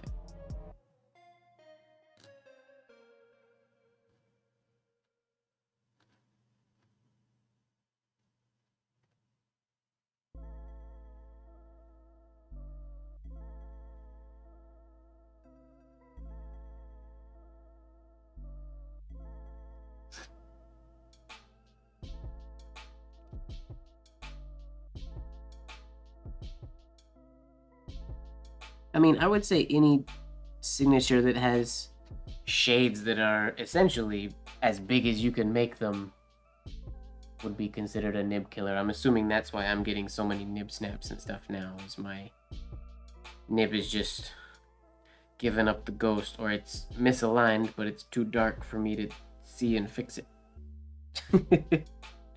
So I'm just gonna deal with it for 1 more attempt, and then we'll call tonight a finished session.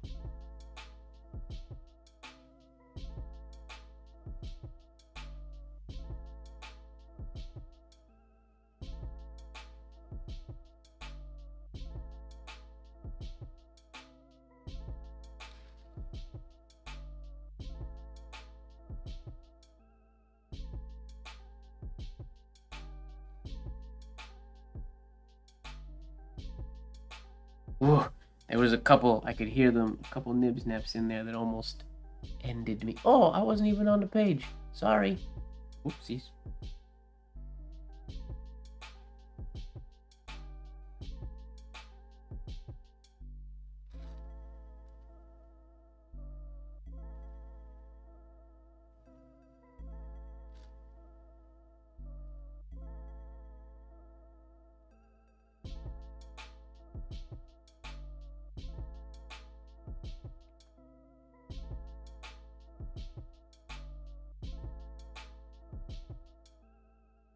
little too high. Or low, I mean. For that ending shade.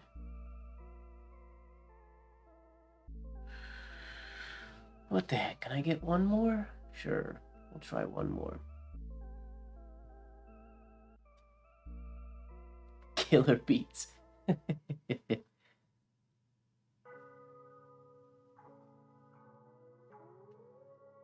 Ooh, vermilion.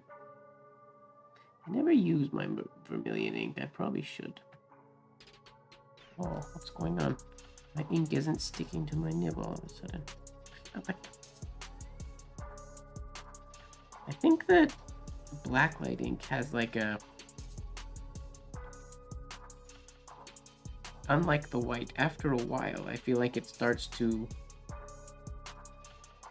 I don't know if it's making a coating on the nib, but it after a while, I gotta clean my nib every once in a while or the ink stops sticking with the blacklight.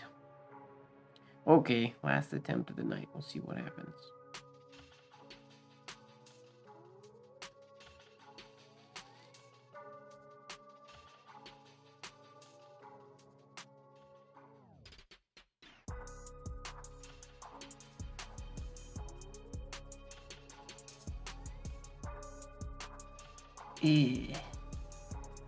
Not terrible, but not amazing either. Definitely not on a baseline.